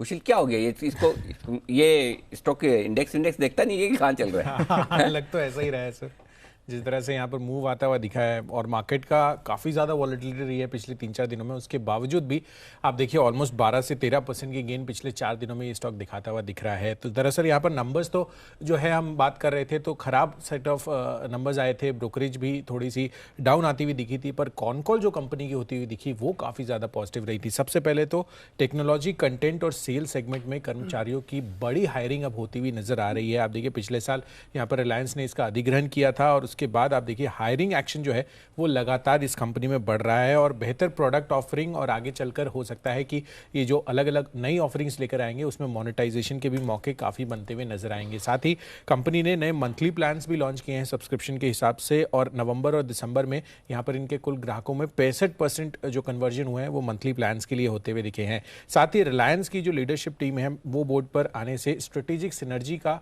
आगे होने की संभावनाएं लगाई जा रही हैं। तो आगे जो डिसीजंस आते हुए दिखेंगे वो हो सकता है कि काफ़ी बेनिफिशियल हो कंपनी के लिए। B2B ग्राहकों पर अब कंपनी का बड़ा फोकस बन रहा है और आखिर में आप देखिए कैश एंड इन्वेस्टमेंट्स जो कंपनी की पिछले साल 1510 करोड़ रुपए थी, अब वो बढ़कर ऑलमोस्ट 3800 करोड़ रुपए होती हुई नजर आ रही है। तो डेफिनेटली ये सारे क्यूज है जिसकी वजह से जस्ट डायल जो है लगातार फोकस में बना हुआ है और आज भी आप देखिए शानदार तेजी इसमें बनती हुई नजर आ रही है। ओके, तो जस्ट डायल है वो स्टॉक जो जबरदस्त एक्शन में है। कोई राय, कोई सलाह, कोई कवरेज रखने से चोपड़ा साहब आप इस पर? अनिल जी, बिल्कुल नज़रों में बहुत ज़माने से है। 2014 में करीब 2000 का ये स्टॉक चला करता था, उसके बाद से ये ऊपर नीचे चलता रहा है और लगभग आधे रेट पे अभी अवेलेबल है। अगर आप इसकी वेबसाइट पे जाएं तो मेरे हिसाब से शादियों से लेके बेबी केयर से लेके बैंक्वेट से लेके बिल से लेके रिचार्ज, बुक्स, कैब्स, आप जो चाहें इस पे अवेलेबिलिटी है। रेस्टोरेंट्स, अगर आप कुछ ऑर्डर करना चाहें या ढूंढना चाहें या आप ट्रैवल करना चाहें, एयर टिकट्स बुक करना चाहें, स्पोर्ट्स का कोई आपको कोच चाहिए हो, तो नो डाउट इनकी जो ऑफरिंग है वो बहुत ज़्यादा अभी मैं कहूँगा एनरिच हो गई है पिछले कुछ समय में। और जो स्ट्रॉन्ग हैंड्स में अब ये कंपनी है, पीछे से इन्वेस्टमेंट्स का कोई दिक्कत नहीं है। तो मुझे लगता है कि ये स्टॉक जिस तरह से चल रहा है और बहुत स्ट्रेंथ दिखाई है इसने, तो ये इसकी अच्छी संभावना है कि आपको 1100 की तरफ जाता हुआ दिखे। तो जस्ट डायल में जो लोग हैं वो बने रहें और अभी फ्रेश खरीदारी ना करें, बजट तक का वेट करें मेरा ये मानना है, क्योंकि अभी भी जैसे आप पूछ रहे थे कुछ समस्याएं हैं, हालांकि कोई एसएमएस आज फ्लोट नहीं कर रहे हैं, मगर समस्याएं अभी भी हैं। और अगर आप डाउ जोन्स को देखें या जो इंटरनेशनल इंडिसेस देखें तो वहां पे चिंताएं अभी भी हैं। तो ब्लाइंड फोल्डेडली आगे नहीं बढ़ना है, थोड़ा सा देख के समझ के इन्फॉर्म डिसीजन लेंगे तो ज़्यादा अच्छा है। तो मुझे लगता है ये अगर ये रशिया वाला जो इशू है, यूक्रेन वाला, अगर सॉर्ट आउट हो जाता तो बहुत ही अच्छा है, अदरवाइज थोड़ा परेशान कर सकता है। क्रूड और जो दूसरी कमोडिटीज़ हैं उसमें बहुत तेज़ी आ सकती है, क्योंकि रशिया बहुत मिनरल रिच कंट्री है और वहाँ से काफ़ी मिनरल्स आते हैं, मेटल्स आते हैं, क्रूड आता है, तो उसके चलते हुए दिक्कत हो सकती है अगर ये सिचुएशन बिगड़ती है तो। और एक चीज़ हमें सबको जाननी, मैं दर्शकों के लिए भी बोलना चाहता हूँ कि रशिया सर्दियों में या जो बर्फीले इलाके हैं वहाँ पे बहुत अच्छी लड़ाई करते हैं ये लोग, क्योंकि बहुत अच्छे से ट्रेंड है जो रशियन आर्मी है। तो ये चीज़ समझनी होगी, और किसी कंट्री का इतना आसानी से वहाँ पे वो लोग उनको कम्बैट नहीं कर पाते हैं। तो थोड़ा सा चिंताजनक इश्यूज हैं, थोड़ा समझ के देख के सिचुएशन फिर बाइंग करी जाए। मगर जस्ट डायल के लिए दोबारा से बोलूंगा कि स्टॉक अच्छा लगता है, 1100 तक जाता हुआ दिखता है। एक इंटरेस्टिंग बात है जस्ट डायल, और इन्होंने जब से जेडी मार्ट लॉन्च कराया बाजार इस पर थोड़ा एक्साइटेड है, पर दूसरी तरफ इंडिया मार्ट जो एक लाइक टू लाइक कंपैरिजन आप उस पर देख सकते हैं, उस पर आज देखिए नतीजों के बाद 13% का कट आते हुए दिख रहा है। इनफैक्ट अपने हाई से इंडिया मार्ट अब आधा हो गया है, तो इंडिया मार्ट में जबरदस्त करेक्शन आते हुए दिख रहा है। 10,000 के ऊपर गया था ये स्टॉक एक 1 पॉइंट, आज 5,000 पर आते हुए दिखा है। इनफैक्ट 5,000 के नीचे का लो बनाया है, पर दूसरी तरफ जस्ट डायल में आपको तेजी आती हुई दिख रही है। तो ये भी एक इंटरेस्टिंग कंपैरिजन इन दोनों कंपनीज के बीच में बाजार में होते हुए दिख रहा है। आइए, सुमित जी की कॉल है तैयार, बिल्कुल सुमित का सुपर हिट।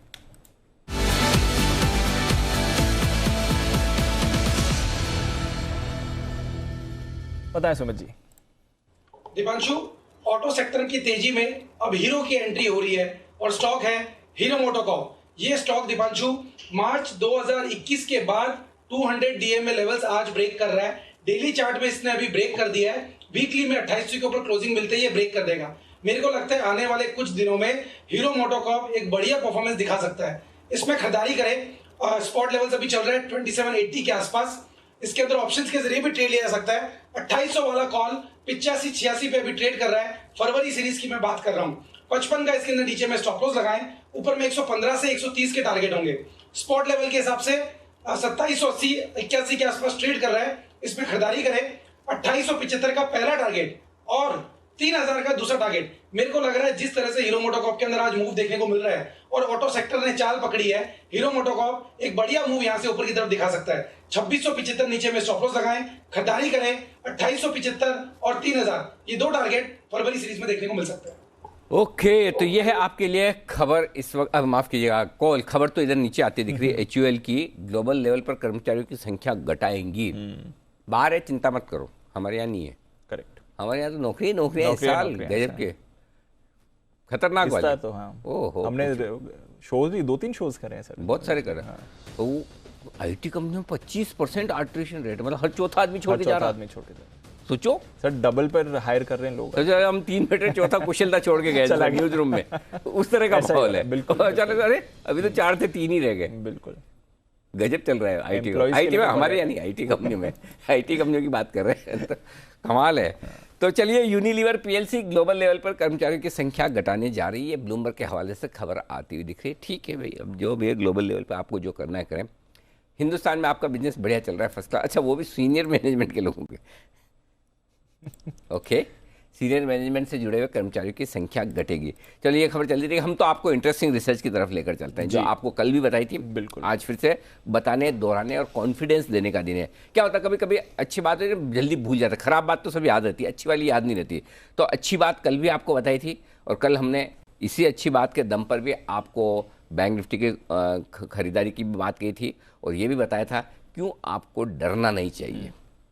वो रिसर्च जो बजट के पहले के चार्ट्स बता रही। जी हाँ, पिछले 1 साल पहले फ्लैशबैक में जाइए, जनवरी 2021 में लगभग इसी तरह के चार्ट्स बने थे, और आज फिर से उसी चार्ट्स की कंफर्मेशन आती दिख रही जिसकी हमने कल बात की, जिसमें हमारे लगभग सारे एक्सपर्ट्स ने ये कहा था कि जी हाँ, उसी तरह के चार्ट्स बन रहे हैं और इस बार फिर से तेजी होने की संभावना। तो कल और आज के बीच में बेहतरीन तेजी जो होती दिख रही है। एक बार फिर से जी बिजनेस की एक्सक्लूसिव रिसर्च के साथ आशीष चतुर्वेदी है तैयार। आशीष, बताइए पिछले साल के चार्ट्स और इस साल के चार्ट्स में क्या समानता है? ये तो आपने थोड़ी थोड़ी बताई, एक बार उसको दोहरा दीजिए ताकि हमको याद हो जाए। बिल्कुल सर। और दूसरा, पिछले साल कितना बढ़ा था, इस साल कितना बढ़ेगा, ये बताना है फिर आपको। बिल्कुल सर, बता देता हूँ। पहले सिमिलैरिटी देख लेते हैं पिछले साल। सिमिलरली अगर आप देखें तो इसी समय के दौरान जो है बाजार में गिरावट शुरू हुई थी 21 जनवरी के आसपास, और वहाँ पर अगर आप देखें तो कंटिन्यूस जो है बाजार में गिरावट देखने को मिली थी। 4 दिन कंटिन्यूस निफ्टी पर अगर आप देखें तो डेली चार्ट्स पर आपको लोअर लोस का फॉर्मेशन नजर आएगा। 4 दिन के लोअर लोस के फॉर्मेशन के बाद एक डोजी कैंडल क्रिएट हुई, जिसे कहते हैं इंडिसीजन है मार्केट में, बुल्स और बेयर्स के बीच में जो टसल होता है उसके चलते डोजी कैंडल बनती है।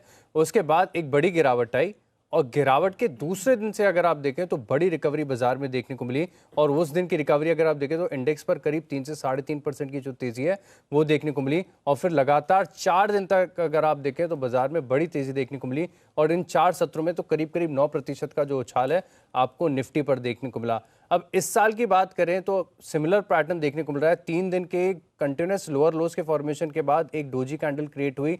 कल की बड़ी गिरावट हमने देखी है। आज भी अगर आप देखें तो निचले स्तर से काफ़ी बढ़िया बाउंस, और लगभग अब तो अगर आप इंडेक्स को देखेंगे तो आपको तेज़ी समझ में आएगी। तो बढ़िया तेज़ी, तो ये जो स्ट्रक्चर है वो तो साथ में देखने को मिल रहा है। एक और सिमिलैरिटी ये भी है कि पिछले साल भी अगर आप देखें तो 50 DMA ब्रीच हुई थी। आज भी कल के सत्र में भी जो गिरावट हुई थी उसके बाद 50 DMA के नीचे बाजार लुढ़का था, और RSI की वैल्यू पिछले साल और इस साल करीब 35 और 36 के आसपास ही थी, और वहां से हमने देखा था कि बड़ी एक रिवर्सल आया, बाजार में तेजी आई। पिछले साल लगातार तेजी के बाद करीब 9% जो है बाजार चले थे। आज इसकी शायद हो सकता है कि शुरुआत हो गई है। सर थोड़ी तेजी तो अभी से ही देखने को मिल रही है। और पिछले साल कितना बड़ा था सर? 9% 4 सत्रों में कंटिन्यूस हायर हाइज का फॉर्मेशन आया, लगातार रोज गैप अप ओपनिंग आ रही तो थी। ये 9% पिछले कल से गिनेंगे ना हम? हाँ, कल था 17,150 का बंद था, और 9%। 9% सर 4 सत्र कंटिन्यूस बजट के पहले। हाँ, बड़ी तेजी। 13,660 से 15,100। वाह, बजट के दिन ही 4.5%। बजट के दिन को गिन के बोल रहे हो? बजट को हटा के बोले तो बजट के दिन कितना बड़ा था? 4.5%। तो हटाओ तो 4% बढ़ा। 4% तेजी। हाँ, वो रीजनेबल है। तो पहली तारीख को छोड़ देते हैं, चलो मान लो है 31 तारीख तक। 31 तारीख यानी सोमवार। तो आपके पास आज है मंगलवार, कल की छुट्टी, गुरु शुक्र सोम 3 ट्रेडिंग सेशन हुए। तो हर रोज 1-1% के आसपास आप मान के चलो। गैप अप ओपनिंग हुई है बाकायदा गेम रोज, मतलब मंदी वाले तो फिर गए। हाँ। तो ये है आपके लिए एग्जैक्टली पिछले साल और इस साल के चार्ट्स पर बनी हुई डोजी कैंडल जो बनी थी, और शुक्रवार को भी बनी। और आप देखिए ये पूरा का पूरा एक्शन ये बराबर है बंसल जी, डोजी। बिल्कुल अनिल जी बराबर है, और मैंने तो अनिल जी कल ये बिल्कुल ट्वीट भी करा था ये चार्ट ना, तो बिल्कुल एकदम और इत्तेफाक भी रखता हूँ अनिल जी, और ये बिल्कुल सब कुछ बराबर है। पिछली बार अनिल जी बजट ट्रिगर था, और अगर आप रिकलेक्ट करेंगे अनिल जी मेमोरी पर, तो जब बजट कैफे लगा हुआ था, बजट से पहले कंटिन्यूसली सारे पैनलिस्ट की बाइंग कॉल थी, कंटिन्यूसली एक भी सेल कॉल नहीं आई थी, और इस चीज को आपने 2-3 बार हाईलाइट भी किया था। तो अनिल जी फिंगर्स क्रॉस्ड हैं, और बिल्कुल रैली की संभावना बन सकती है। एब्सोल्युटली रैली की संभावना बन सकती है, इनफैक्ट ऑलरेडी बन रही है। 17,200 की कॉल पर अभी आपके लिए खरीदारी की राय थी, वहां से बाजार एक्शन में है। बैंक निफ्टी पर तो अनिल जी, विश्वेश जी, जय की राय आ चुकी है। हिमांशु जी भी सुबह कह रहे थे, और डेज हाई पर 2% की तेजी आती हुई दिख रही है। आइए एक और दमदार कॉल अनिल जी की तरफ से है तैयार, बिगुल कल के 2000।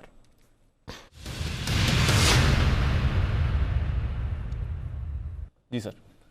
IDFC लिमिटेड, इसके फ्यूचर्स में खरीदारी करने की राय। 61 रुपए के आसपास ये स्टॉक ट्रेड कर रहा है।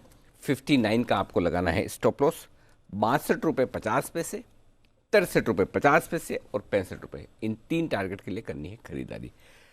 बैंक्स NBFC यही लीड करेंगे पूरी रिकवरी को और तेजी को। और एक के बाद एक दीप देखिए, पहले इंडसइंड बैंक, फिर उसके बाद बाकी सारे, एक्सिस बैंक की भी सुबह हम बात कर रहे थे। लगभग सारे बैंक्स में आप देखिए SBI 4% वापस 515 पर आ गया। तो निफ्टी अभी भी दूर है 18,350 से, बहुत दूर है 1000 पॉइंट। बैंक निफ्टी देखिए वापस आ गया लगभग 38,000 के करीब पहुंचता हुआ दिख रहा है। इस पूरे रनअप में हमने 38,850 का हाई बनाया और वहां से हम बहुत ज्यादा दूर नहीं है, मुश्किल से 1200 पॉइंट है। तो बैंक निफ्टी की रिकवरी बहुत फास्ट है। और हम कल भी बात कर रहे थे, आज भी बात कर रहे थे, एक ही चीज लेना है, बैंक्स NBFC। बैंक्स NBFC जब भी मार्केट आपको ठीक लगे। IDFC first bank, sorry IDFC limited, first bank नहीं, IDFC लिमिटेड कमाल करने को तैयार है।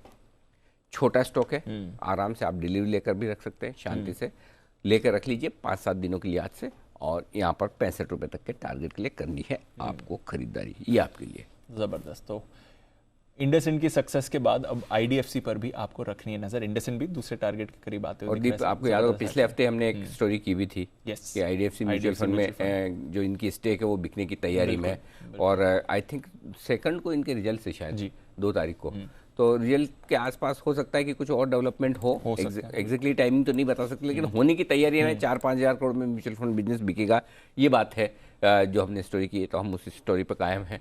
तो उस लिहाज से हमें लगता है कि एक अच्छा मौका आपको स्टॉक पहले दे रहा है खरीदारी करने के लिहाज से, और मैं इंतजार भी कर रहा था कि 61 रुपये के ऊपर निकल कर टिक जाए, तो उसके बाद इसको देखें तो फाइनली 61 के ऊपर निकल कर जाने की तैयारी। बिल्कुल, तो बढ़िया मूव आ रही है आईडीएफसी, इस पर करनी है खरीदारी। ये एक्शन के लिए तैयार और एक्शन में है इंडसइंड बैंक। पहला टारगेट हो गया हिट, दूसरे टारगेट की तरफ मूव भी करते हुए दिख रहा है। एक बार देख लेते हैं इंडसइंड पर आपको क्या सलाह दी गई थी। रिजल्ट्स के लिहाज से भी, भाव के लिहाज से भी करेक्ट होकर मुझे लगता है इंडसइंड बैंक है वो स्टॉक, सिर्फ 10 रुपए की रिस्क रखनी। 840 का स्टॉक लॉस छोटा, 865 पहला टारगेट होगा, 880 और 900 3 बड़े टारगेट दे रहा हूं। 880 का पहला टारगेट इंडसइंड बैंक पर हिट होते हुए दिख रहा है इस समय, उसके पार जा रहा है इस समय डेज हाई पर इंडसइंड बैंक।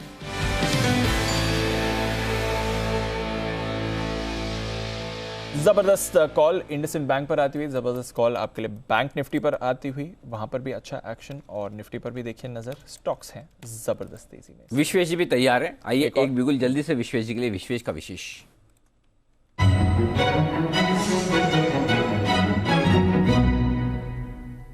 बताएं श्रीमान। अनिल जी, मुझे ऐसा लगता है कि मुझे लग रहा है एंड प्राइस इज कंफर्मिंग, यह ऊपर आ चुका है।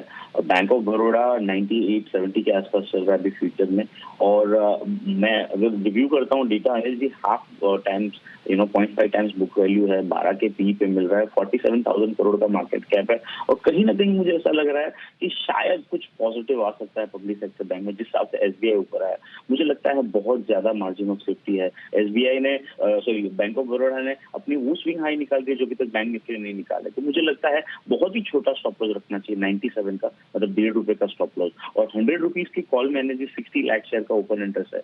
मुझे लगता है जिस तरह से बैंक ऑफ बड़ौदा का स्ट्रक्चर है, स्टॉक 110 तक जाना चाहिए, तो 97 के स्टॉप लॉस से बैंक ऑफ बड़ौदा को खरीदना चाहिए जी। पहला टारगेट 103 का और दूसरा टारगेट 107-110 का। तो मुझे लगता है बजट का प्ले पीएसयू बैंक हो सकता है, वैल्यूएशन सपोर्टिंग है, एट द सेम टाइम मुझे लगता है बजट कुछ भी दिखेगा, बैंक ऑफ बड़ौदा को खरीदारी करनी चाहिए। एब्सोल्युटली, तो बैंक ऑफ बड़ौदा पर रखिए नजर, ट्रिपल डिजिट होने के लिए है तैयार। 99 पर आ गया, 98 पर विश्वेश जी का खरीदारी की राय दे रहे थे, पर उनके भी बड़े टारगेट्स हैं 103 से 110, तो लगभग 10% से ज़्यादा की तेज़ी आप इस पर एक्सपेक्ट करें। और एक और ट्रिगर अनिल जी, जो बैंक ऑफ बड़ौदा, साथ ही PNB, SBI, even Union Bank to some extent बनते हुए दिख रहा है, वो जो अभी खबर आई है कि एयर इंडिया का हैंडओवर ऑफिशियली परसों हैंडओवर हो जाएगा, यानी कि 27 तारीख को एयर इंडिया टाटास को हैंडओवर कर दिया जाएगा। तो जो रिवाइज्ड डेट है, जो part of portion air India के पास, एयर इंडिया का जो टाटास के पास जाएगा और बाकी फिर सरकार एक सेपरेट यूनिट करके उसे डील करेगी, वो इन अ वे इन सारे काउंटर्स के लिए भी पॉजिटिव है, because of course legacy lenders हैं एयर इंडिया के, तो वहाँ पर एक फैक्टर है। दूसरा, एक नई क्रेडिट लाइन भी खुलेगी एयरलाइन के लिए जब टाटा उसको हैंडओवर हो जाएगा, तो ये बैंक्स उसे भी सपोर्ट कर रहे हैं, तो दोनों तरफ से दोनों डबल फायदा है। तो ये दूसरी वाली चीज तो आपने इंटरेस्टिंग बताई। एक तो जो पुराने पैसे वो आएंगे, वो तो बैड डेट्स नहीं हुए आपका, मतलब एक तरह से रिकवरी होगी, टाटा के पास रिकवरी होगी। दूसरी ये कि अगर एयरलाइन चलाने के लिए और डेट लगेगा तो टाटा को तो लोग खुशी खुशी देना चाहते हैं, बैंक लाइन लगा के सर ले जाओ नहीं, बिल्कुल, और ये सब सपोर्ट भी करेंगे उसको, तो नेचुरली फैक्टर इंटरेस्टिंग चीज है। तो बैंक ऑफ, इसीलिए बैंक ऑफ बड़ौदा, एसबीआई देखिए गजब के एक्शन में है, कमाल है। चलिए बहुत बढ़िया। तो बैंक ऑफ बड़ौदा खरीदारी करने की राय है आपके लिए विश्वेश जी की तरफ से, इस स्टॉक में कर सकते हैं तेजी। फायदा होगा सर सरकारी बैंकों को, चोपड़ा साहब?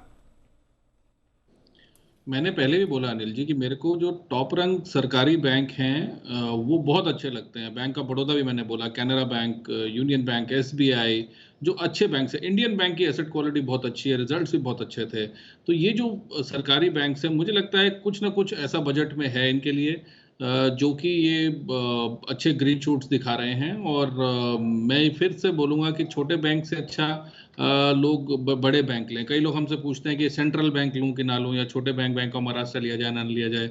तो मैं कहूँगा कि उन सबको छोड़कर बड़े बैंकों पे फोकस करें, क्योंकि उनमें रिकवरी बहुत फास्ट होगी अगर कुछ भी पॉजिटिव आया तो।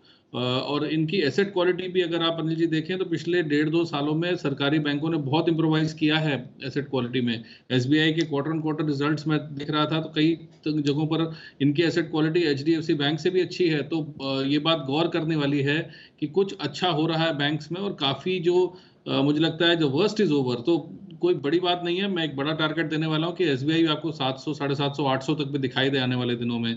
तो एसबीआई खास करके बहुत अच्छा लगता है, followed by Canara bank, union bank और बैंक ऑफ बड़ौदा। तो बैंकों सारे सरकारी बैंक काफ़ी अच्छे लगते हैं हमारे चोपड़ा साहब को। बैंक से बेनिफिट के लिए भी आशीष तैयार है। उससे पहले एसआरएफ के रिजल्ट, आशीष पहले बताइए क्या करेंगे, एसआरएफ के रिजल्ट या बैंक से? दोनों आपको ही करना है सर। एसआरएफ बताओ सर, नतीजे बढ़िया आ रहे हैं हर पैमाने पर, और बहुत कम कंपनीज ऐसी है जिनके जो मार्जिन हैं इसमें आपको एक्सपेंशन देखने को मिला है। अभी और भी तो केमिकल वाली कंपनी किसके अच्छे रिजल्ट आए थे सर? दीपक नाइट्राइट के आए, लेकिन मार्जिन वहाँ पे भी नहीं, सुदर्शन उसके भी, सुदर्शन के भी कमजोर सबके कमजोर ही आ रहे हैं सर। लेकिन यहाँ पर अगर आप देखें तो मार्जिन में बढ़त नहीं है तो गिरावट भी नहीं है। 25% पिछले मेंटेन है, मेंटेन 25% इस बार देखने को मिलेंगे। टॉप लाइन में बढ़िया इजाफा है, 35% का इजाफा देखने को मिलेगा, और मुनाफे में भी अगर आप देखें तो करीब 34% की ग्रोथ देखने को मिलेगी। और इनके जो सभी सेगमेंट हैं इनमें साल दर साल जो परफॉर्मेंस है काफ़ी बढ़िया देखने को मिला है। खासतौर पर अगर आप देखें तो टेक्निकल टेक्सटाइल वाला है, पैकेजिंग है और स्पेशलिटी सेगमेंट, यहाँ पर तो आपको साल दर साल करीब 40% की जो ग्रोथ है वो नजर आएगी। यानी हर लिहाज से अगर आप देखें अनिल सर, काफ़ी बढ़िया जो है नतीजा आएंगे एसआरएफ, बढ़िया नतीजा आएंगे। ओके, अच्छे रिजल्ट रहेंगे एसआरएफ के, ये आप मानकर चल सकते हैं। तो बढ़िया रिजल्ट की उम्मीद में आप रखें। एसआरएफ अपने नतीजे देने की है तैयारी। कैश का ऑप्शन जय ठक्कर तैयार है हमारे साथ। जय के लिए बिगुल।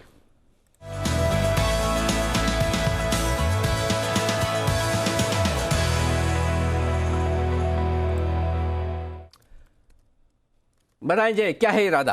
और सुबह वाले तो टारगेट्स आ गए होंगे सारे। बिल्कुल Anil ji, very good afternoon to you Anil ji, good afternoon to you Deepanshu ji. Anil ji, morning के भी आ गए, आफ्टरनून की भी सारे टारगेट्स हासिल, फर्स्ट टारगेट इनफैक्ट हासिल हो चुका है। और अभी अनिल जी है 17,150 का कॉल खरीदना है। 376 पर ये ट्रेड कर रहा है अनिल जी, एंड इसका जो स्टॉप लॉस नीचे में बन रहा है दैट इज 314। सो 314 के स्टॉप लॉस के साथ खरीदे 17,150। अनिल जी, ये जो रिकवरी स्टार्ट हुई है ये चल सकती है 17,380 से लेकर 17,430 तक, 17,380, 17,430 तक हमें ये एक्सटेंड होते हुए देखने मिल सकती है।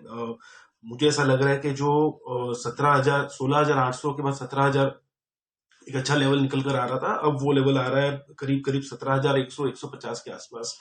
इसीलिए 17,150 का स्ट्राइक अनिल जी है। एंड ऊपर में जो इसके टारगेट्स अनिल जी बन रहे हैं, पहला टारगेट जो इसका बन रहा है that is 441, and second target जो बन रहा है वो है 474, 441, 474।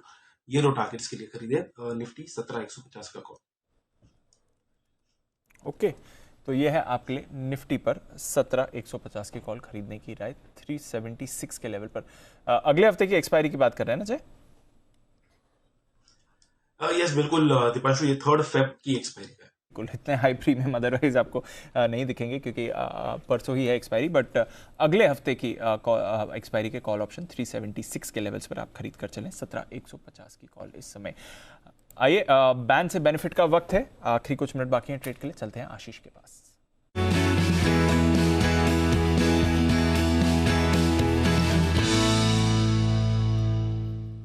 अब तो 2 ही बचे हैं आशीष बैन में, इनमें से कोई बाहर आने की संभावना है? दीपांशु, थोड़ा सा कहना मुश्किल होगा क्योंकि दोनों की अगर आप देखें तो पोजीशंस काफ़ी घट चुके हैं। कल अगर आप देखें तो नाल्को 85% पर बंद हुआ था, एस्कॉच करीब 82% के आसपास। फिलहाल दोनों की राउंड ऑफ करके देखें तो करीब 81% चल रही है, तो 80% से नीचे नहीं आई है। लेकिन प्रोबेबिलिटी है कि यहाँ पर, क्योंकि अब कल छुट्टी का दिन है, तो हो सकता है कि जो पोजीशन है वो कटते हुए नजर आए। छुट्टी की देर कैसे कटेगी? नहीं, आज ही काट लें। कल तो काट नहीं सकते, तो आज ही कटानी होंगे सर पोजीशन है ना। तो नाल्को और एस्कॉच दोनों 81 है। प्रोबेबिलिटी है कि बैन से बाहर आ जाए। देख रहा हूँ थोड़ी पोजीशंस कम भी हो रही हैं, लेकिन इंटरेस्टिंग है कि सर कुछ स्टॉक्स ऐसे हैं हम हमेशा देखते हैं कि एक्सपायरी से पहले जो है रोल ओवर के चलते जो पोजीशन है उसमें बिल्टअप ज़्यादा होता है। वोडाफोन आइडिया कल 78% के साथ मार्केट वाइड पोजीशन लिमिट के साथ ये बैंड से बाहर आया था, अभी 102% हो गई हैं, तो प्रोबेबिलिटी है कि एक दिन के लिए आ जाए। इंटरेस्टिंग होगा सर। देखो लास्ट में क्या होता है। अच्छा, क्या होता है क्या नहीं होता वो छोड़ो जी, एक अच्छी चीज बताऊं जी सर। अच्छा एक मिनट, अच्छी चीज के बदले एसआरएफ के रिजल्ट, पहले रिजल्ट देख लो। वाह आशीष, आप तो सही कह रहे थे, रिजल्ट तो बढ़ के आए। 436 करोड़ के सामने 505 करोड़ का मुनाफा, 80 रुपए ऊपर है। गजब, अनुमान बिल्कुल सही वक्त पे बताया आपने। मैंने भी आपको सही वक्त पे पूछ लिया था। बिल्कुल सर, हमने भी पहले एसआरएफ के प्रीव्यू चुने। बिल्कुल, आप बैन से बेनिफिट की जगह बोले एसआरएफ पहले बता दो। तो 436 करोड़ के सामने बढ़िया रिजल्ट्स आते हुए दिख रहे हैं आपको।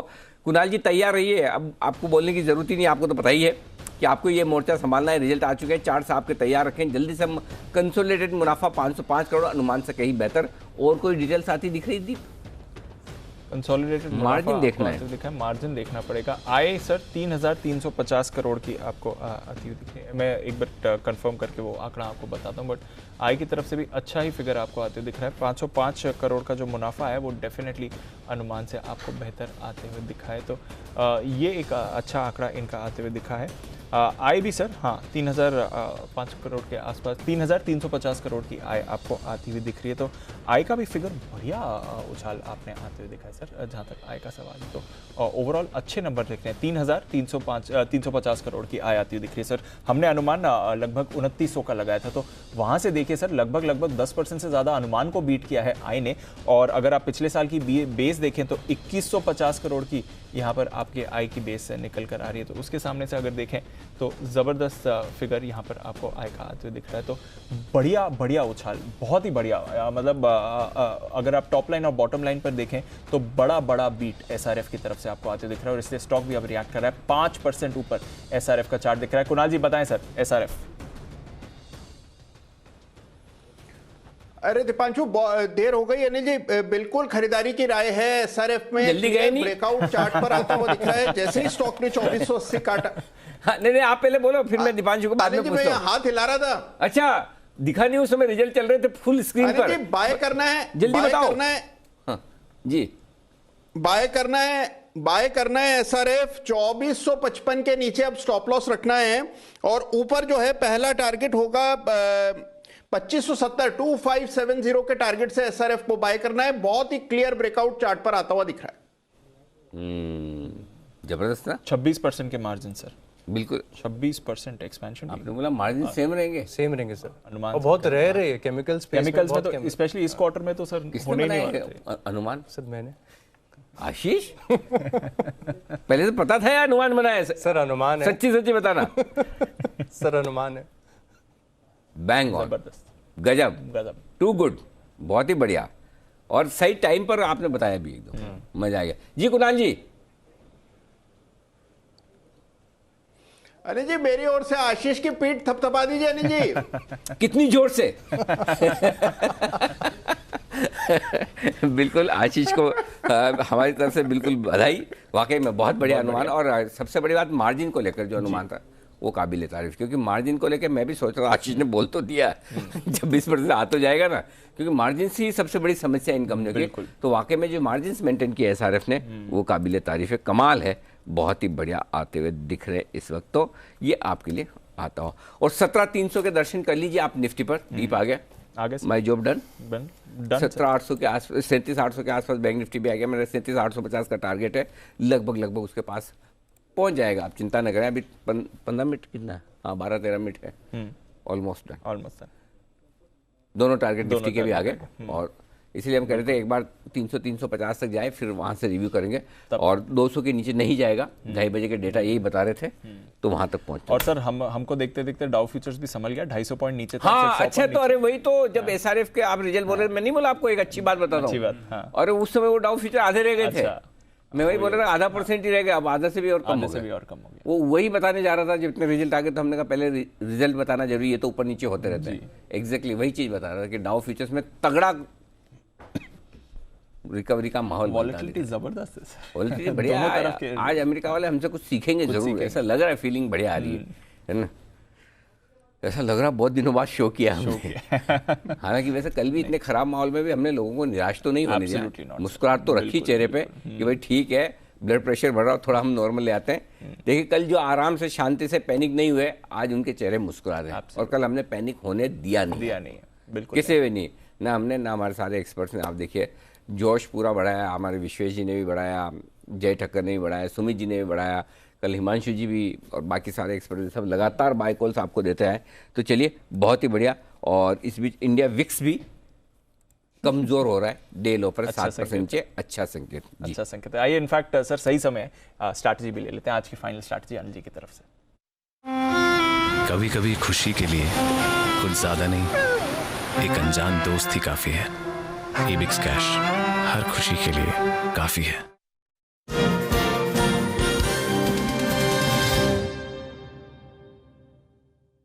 अनिल जी जबरदस्त एक्शन है, 17,300 पर निफ्टी, 37,750 पर बैंक निफ्टी डेज हाई पर है। डाउ फ्यूचर्स भी एक तरह से आप कह सकते हैं डेज हाई पर हैं, क्योंकि अब सिर्फ 80 पॉइंट्स ही नीचे हैं। जो सुबह से 300 सवा 300 अंकों की गिरावट थी वो पूरी तरह से सुधरती हुई दिख रही है। यूरोप के बाजार भी अब रफ्तार पकड़ते हुए दिख रहे हैं, 1 से सवा 1% तक यहाँ पर भी आपको तेजी बनती हुई दिख रही है। तो अमेरिकी फ्यूचर्स सुधरे हैं, हमारे बाजार डेज हाई पर हैं, यूरोप के बाजार भी सुधरते हुए दिख रहे हैं। एक ही चीज़ है, बॉन्ड यील्ड भी बढ़ रही है सर 1.8%। आज से फेड बैठक शुरू हो रही है, कल आएगा फैसला। बताएं सर क्या करके जाना है, क्योंकि अब बीच में छुट्टी भी है। देखो हम फ्रेश तो खरीदारी अभी नहीं करेंगे जी, क्योंकि रिस्क रिवॉर्ड रेशियो फेवरेबल नहीं है। छुट्टी की वजह से, फेड की मीटिंग की वजह से 2 दिनों का मामला और पुराना हमारा इतिहास, करेक्ट, पिछले साल का इतिहास तो अच्छा बता रहा है। हाँ। इस साल का इतिहास थोड़ा देखें नजदीक वाला, तो डर लगता है कि वॉलेटिलिटी का बंद काफी अच्छे हो रहे हैं जी, तो we are out of woods. Bank Nifty में बहुत बढ़िया क्लोजिंग मिल रही है। और बाय द वे एक चीज़ और बता दूं, जो अभी आशु सर ने कहा कि कल आपने और हमने मिलकर जो 17,200 का कॉल ऑप्शन खरीदने की राय दी थी, कहा था 17,400 का 2 बेचे, 20 रुपए की कॉस्ट में वो बन रहा था, वो 50 रुपए हो चुका है ऑलरेडी। और अगर कल 17,400 हो जाता है, आई मीन परसों, तो उसमें जैकपॉट है, बिल्कुल। तो वो आप अभी भी होल्ड करें, कोई चिंता की बात नहीं। जो आशु जी ने भी कहा था, जिसकी बात मैं भी कर रहा था, क्लोजिंग में 3.20 पर, तो कल 3.20 की स्ट्रेटजी आपकी काम है। अब आज आपके पहली चीज़ तो है कि अगर आपकी लॉन्ग पोजीशन तो होल्ड करें, ओके। फ्रेश पोजीशन बनाना थोड़ा रिस्की है, फिर भी ऐसा है कि जिसको बना के जाना ही तो 17,300 का कॉल ले, 17,500 के 2 बेचें, या फिर आप 17,000 के पुट के साथ हेजिंग करें। तो अनएक्सपेक्टेड कोई खुले तो उसकी हेजिंग चाहिए। बैंक निफ्टी सिमिलरली आप 38,000 का कॉल ऑप्शन खरीदे, 38,500 का बेचें, ठीक है, या फिर आपको हेजिंग करनी तो 37,500 के कॉल पुट के साथ हेजिंग कर ले। तो हेज पोजीशन के साथ जाना है या ऑप्शंस में जाना है। अब ऑप्शंस में दिक्कत है कि 2 दिन के बाद आप आएंगे, परसों एक्सपायरी, तो तुरंत ही खुलते ही आपके ऑप्शन की प्रीमियम ड्रॉप हो जाएगी। तो बेहतर ये होगा कि आप खरीदारी करें फ्यूचर्स में और सामने ऑप्शंस बेच कर करें, तो उसमें आपके लिए फायदा होने की संभावना ज़्यादा है। वो स्ट्रेटेजी ठीक होगी। और रिस्क कम रखनी है, जो कि ठीक है, कोई दिक्कत नहीं है, एक दिन नहीं कमाया तो क्या फर्क पड़ता है, तो परसों आके ले लें, कोई इशू नहीं। ओके, परसों भी बहुत सारे मौके मिलेंगे, कहीं जाने वाला नहीं है, और चला गया तो कोई बात नहीं। बाकी सब लोगों के जिनके पास इतना सब पड़ा, उनके भाव ऊपर आएंगे। दूसरों की खुशी में भी कभी कभी खुश होना चाहिए। अपने पास नहीं है तो क्या, सबका तो बढ़ रहा है। हाँ। ये भी भावना रखें तो कोई गलत नहीं है, करेक्ट है ना। तो उसमें भी फायदा ही है। पर वो 3 इडियट्स की लाइन है ना सर, उतना दुख वो तो खाली कुणाल जी राकेश जी पे लागू होती है। तो अगर जैसा कुणाल जी का पोर्टफोलियो में स्टॉक बढ़ते रहते हैं और राकेश जी के पास है नहीं, तो राकेश जी का वो ऐसा सोचना जलन स्वाभाविक है। बाकी हमारा तो क्या, हमारे तो सारे दर्शक हमारे लिए तो सेम है। बंसल जी, ऐसी फीलिंग बहुत आती होगी आपको, लगभग तेजी के मार्केट में बहुत ज्यादा आती होगी। अनिल जी, इतनी बार अब तो फीलिंग आ चुकी है कि अनिल जी अब फीलिंग की ना सेंसिटिविटी खत्म हो रही है। ठीक बात है। तो चलिए, ये है आपके लिए क्लोजिंग वाली स्ट्रेटजी। बिल्कुल, तो दमदार एक्शन में बाजार पोजीशन होल्ड कर सकें, रिस्क के हिसाब से थोड़ा मुनाफा बुक करें तो वो भी आप कर लें। आइए जय के पास चलते हैं, जय के जैकपॉट के लिए।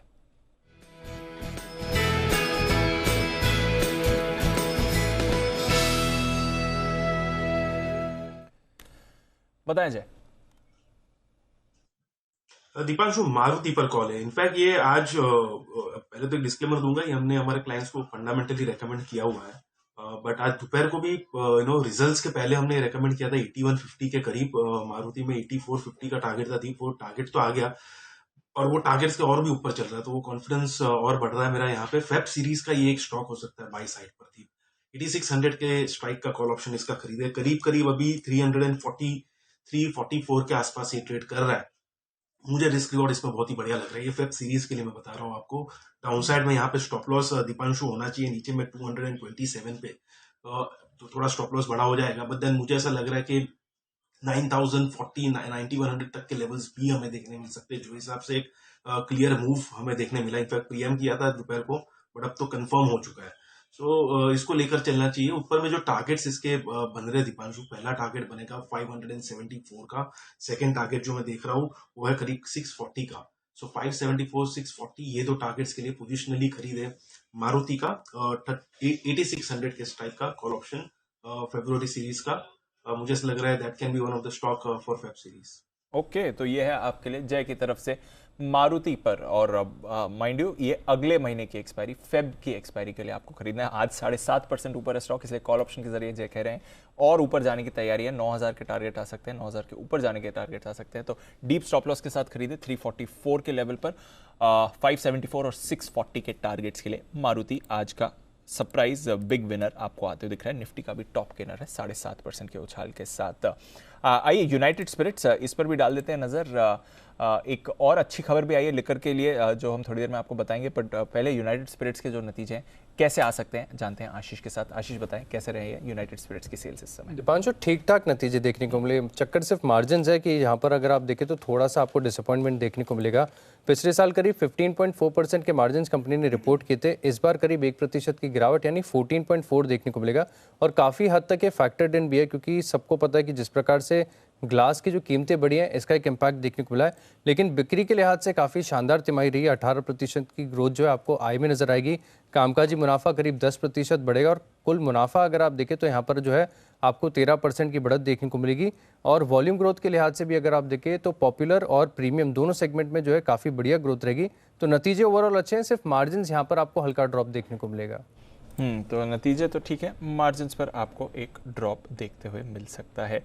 अनिल जी, लिकर स्पेस पर हमें रखनी है नज़र, स्पेशली जो दिल्ली में जिनकी ज़्यादा सेल्स होती हैं, क्योंकि एक और आज खबर आती है, कल शाम को खबर आई है कि ड्राई डेज जो दिल्ली में होते हैं वो अब सिर्फ 3 दिन ही साल के ड्राई डेज रहेंगे, बाकी सारे दिनों में नहीं होंगे ड्राई डेज। जो पहले कभी 20-21 दिन होते थे। मुझे तो इतना पता ही नहीं। देखो हर काम तो आप लाइफ में खुद नहीं कर सकते ना, आदमी रखने पड़ेंगे इसके लिए। सब अगर हम ही करने जाएंगे तो हमसे सब कुछ होगा नहीं। करेक्ट। और जो कर रहे हैं वो भी नहीं हो पाएगा ढंग से। बंसल जी ज्ञान दें इस पर आप अपना। देखिए अनिल जी, इतना सही ज्ञान है। देखिए आज का निवेश है अनिल जी, कल का सुकून है। हाँ। तो कल अनिल जी दुकान बंद है। अच्छा कल, अच्छा ये, लेकिन इससे फर्क पड़ेगा वाकई में कि 21 दिनों की बजाय 3 दिन ही छुट्टियां रहेगी। आप जैसे जो स्मार्ट लोग हैं उनको कैलेंडर पता होता है कि ये कौन कौन से 21 दिन बंद रहने वाले हैं, उसका प्लान पहले से कर लेते हैं। देखिए अनिल जी, जो मेरे ऐसे स्मार्ट लोग हैं अनिल जी, वो तो गिफ्ट ले लेते हैं। वो उनके पास अनिल जी मित्र होते हैं कुणाल जी जैसे, तो अनिल जी गिफ्ट मिल जाता है। बट अनिल जी डेफिनेटली फर्क पड़ेगा। देखिए जो आप अगर कभी इन शॉप्स पे जाएं, जो लोग लाइन पे लगे होते हैं अनिल जी, उनके पास इतने पैसे नहीं होते हैं कि वो स्टॉक लेके रखें, वो लाइन में लगते हैं अनिल जी, तो उनको बड़ा आराम रहेगा अनिल जी। ठीक बात है, ये बात तो इंटरेस्टिंग चीज है। देखो चैनल चेक का फायदा है। हाँ, भले ही बंसल जी कभी लाइन में लगे ना हो, आई एम श्योर नहीं लगे होंगे, 100% नहीं लगेंगे, लेकिन लगते हुए लोगों को देखा जरूर है उन्होंने, तो ये बात सही। तो उनकी सेल्स तो बढ़ेगी, ये बात पक्की है। चलिए, तो ये है आपके लिए मैकडॉवेल नतीजों के पहले राय एक बार जरा विश्वेश दीजिए चार्ट्स पर। अनिल जी, दुविधा वाला काम है बंसल जी के अधिकार क्षेत्र में जाके ट्रेड का व्यू फॉर्म करना। बट मेरा ये मानना है अनिल जी कि स्टॉक कंसोलिडेट कर रहा है और lower end of the range जो है वो आज के लो पे थी, विच इज़ 840 के आसपास। मुझे लगता है स्टॉक शायद टाइम स्पेंड करे 950 840 की रेंज में, लेकिन अगर थोड़ा टाइम दिया जाए 2 तो 3 महीना, तो मुझे लगता है स्टॉक 1100 1200 की ओर जा सकता है। तो लेना है तो 800 840 lower end of the range पे ले। मुझे लगता है ट्रेडिंग के लिहाज से ये ब्रॉड रेंज रहेगी, तो अभी lower end of the range पे है, तो मुझे लगता है कि it's a good opportunity to buy. तो बढ़िया अपॉर्चुनिटी है, लोअर एंड ऑफ रेंज पर है। नतीजे भी आएंगे और अब आप थर्सडे पर नतीजों का रिएक्शन भी देखेंगे। बट रिएक्शन आज बाजार में जबरदस्त आते हुए दिखा है। अगर आप ओपनिंग के 15 मिनट देखें तो आपका मूड माहौल खराब हुआ होगा, पर वहां से अगर आप बाजार में टिके हुए हैं, कुछ तेजी की पोजीशंस बनाई हैं, तो डेज हाई पर क्लोजिंग के लिए हो जाइए तैयार। 17,300 के करीब निफ्टी क्लोज होने के तैयार है। 37,750 पर बैंक निफ्टी, 800 पॉइंट्स का उछाल यहां पर आपको आते हुए दिख रहा है। सेंसेक्स पर भी 350 अंकों की हुई है तेजी। मारुति सुजुकी नतीजों के बाद आई है इसमें तेजी। नतीजे सुस्त थे बट अनुमान से बेहतर, और कंपनी ने भी कहा है कि अब पूरी क्षमता के साथ इनका कामकाज चल रहा है। तो एक जो सेमीकंडक्टर की शॉर्टेज का डर था, उससे जो प्रोडक्शन शेड्यूल डिसरप्ट हुआ था, अब वो वापस नॉर्मलाइज हो गया है। इसकी वजह से भी स्टॉक एक्शन में रहा। एक्सिस, एसबीआई, इंडसइंड पे तो अनिल जी के टारगेट भी हिट हुए। तीनों बैंक्स आज अच्छी तेजी दिखाते हुए, इसके साथ ही एचयूएल, आईटीसी में भी थोड़ी खरीदारी हुई। इन दोनों दिग्गजों से भी सहारा मिला। Tata Consumer, Bajaj Auto, Hero MotoCorp, Bharti Airtel, Coal India, UPL, NTPC, Grasim, Kotak Bank, Hindalco, ये भी कुछ और काउंटर्स है जिन्होंने किया है आउट परफॉर्म। आईटी में हल्की सुस्ती, विप्रो करीब 1.5% नीचे गिरा। Infosys, Tech Mahindra, TCS, HCL Tech से भी कोई पार्टिसिपेशन नहीं। एचडीएफसी, डिवीज लैब, यहां पर भी सुस्ती, और रिलायंस इंडस्ट्रीज, यहां पर भी कुछ बड़ा एक्शन नहीं दिखा। पर हाँ, कल की गिरावट के बाद एटलीस्ट फ्रेश सेलिंग आपको नहीं होती हुई दिखी है किसी भी काउंटर में। वायदा कारोबार की तरफ आए। जी एंटरटेनमेंट 7% के उछाल के साथ वायदा कारोबार का top gainer. Bank of Baroda, इस पर रखिएगा नजर, 6% ऊपर। आरबीएल बैंक नतीजों से पहले यहां पर भी एक्शन, 4.5% ऊपर। थर्सडे को आएंगे इसके नतीजे। बंधन बैंक यहां पर नतीजों के बाद से एक अच्छी तेजी बनी हुई है, आज भी 5% ऊपर। कैनरा बैंक भी 5% की तेजी आपको दिखाता है। और ऑफकोर्स एक्सिस बैंक पे तो नतीजों का रिएक्शन था ही, 6% उछल कर गया। कैनफिन होम्स, फेडरल बैंक नतीजों का रिएक्शन। एसबीआई कार्ड यहां पर भी नतीजों का रिएक्शन। HAL, साथ ही Balrampur Chini, Mphasis, Godrej Consumer, BEL, M&M Finance, UPL, Navin Fluorine, और साथ ही MCX पेज इंडस्ट्रीज, ये भी कुछ और काउंटर्स हैं जहां पर आपको तेजी बनती हुई दिखी। इंडिया मार्ट 12% टूटा है आज ट्रेड में नतीजों के बाद। दीपक नाइट्राइट यहां पर भी 6% की गिरावट नतीजों के बाद। रैमको सीमेंट 4.5% नतीजों के बाद। तो टॉप 3 लूजर्स तीनों रिजल्ट रिएक्शन ही थे। Trent, Astral, Max Financial, Motherson Sumi, Dalmia Bharat, यहां पर भी वीकनेस। पिडिलाइट यहां पर रखिएगा नजर, नतीजों का इंतजार, 2% नीचे। पीआई इंडस्ट्रीज, बालकृष्णा, साथ ही Dixon tech, ICICI Pru, Jubilant food और ग्रैन्यूल्स जो बैन में है, यहां पर भी वीकनेस दिखी। अच्छी बात है कि कल के गिरावट वाले न्यू एज टेक्नोलॉजी शेयर्स आज आपको रिबाउंड करते हुए दिखे। कल 20% के निचले सर्किट पर था जोमैटो, आज 10% के अपर सर्किट पर, क्योंकि इसकी सर्किट लिमिट भी आज रिवाइज हुई है। जोमैटो आपको दिखाए। इसके साथ ही आपने खरीदारी देखी, MTR टेक पर आती हुई दिखी। Clean Science, Ami Organics, Shyam Metalics, Fino Payment Bank, Macrotech Developers और सुप्रिया लाइफ साइंस, यहां पर भी खरीदारी पर। रेट गेन 8% टूटा। कार ट्रेड में 6% की गिरावट। नजारा 5% के निचले सर्किट पर, और क्राफ्टन जहां पर नतीजों का रिएक्शन 4.5% नीचे, और नाइका में भी करीब 3-3.5% की गिरावट आपने देखी। तो अनिल जी, बहुत ही इवेंटफुल ट्रेडिंग डे रहा। अब मंथली एक्सपायरी का इंतजार है, फेड के निर्णय का इंतजार है, उसका रिएक्शन रहेगा। बट आज डेज हाई के करीब बाजार की क्लोजिंग। तो ये है आपके लिए पूरा का पूरा एक्शन। बाजार दिन के हाईएस्ट पॉइंट पर बढ़ता हूँ। बिल्कुल आइए, सभी एक्सपर्ट को लेके आइए, उनके लिए एक क्विज है। ये सब लोग बॉम्बे आने को लिए तैयार हैं बजट के लिए। पहले चेक कर ले उनकी बजट की तैयारी कितनी। एब्सोल्युटली। वित्तीय घाटे का आंकड़ा कितना है, किसको पता है?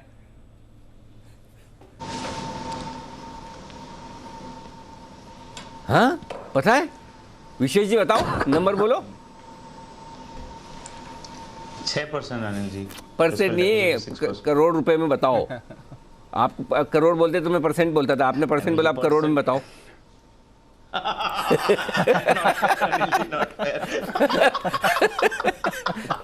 बंसल जी आप बताओ। देखिए अनिल जी, आपसे सीखा अनिल जी, आपका सवाल ही अनिल जी गलत है। मैं तो ये बोलता हूँ, आपने पूछा है बजट के लिए बॉम्बे आने की तैयारी किसकी है। हाँ। तो उसके लिए अनिल जी आंकड़ों में नहीं जाना है। देखिए अनिल जी, हेयर कट हो चुका है, नई टाई खरीद ली है, वो कोट और अनिल जी शूज ऑनलाइन वाले फिट नहीं आए हैं, तो वो आज लेके आने का प्लान है।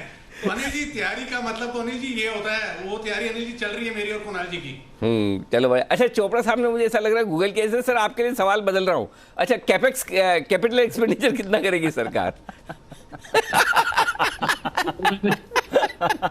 गूगल ने किया था, मैं एक मेल आया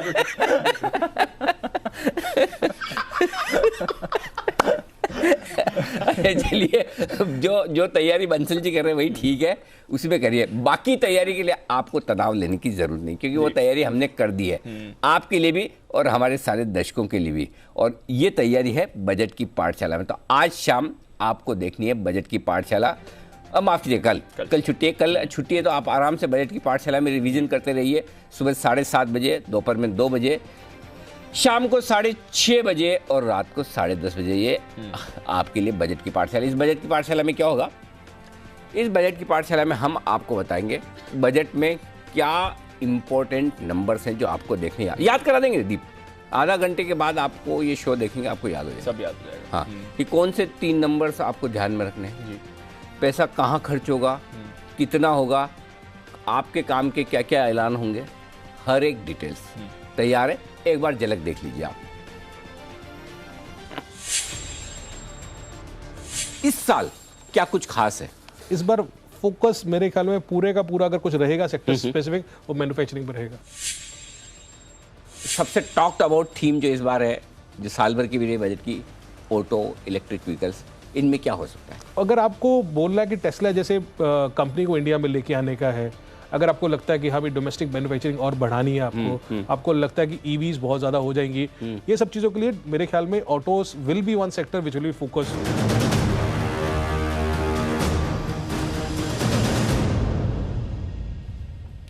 तो बजट की पाठशाला मेरे और वरिंदर बंसल के साथ मिस मत कीजिएगा।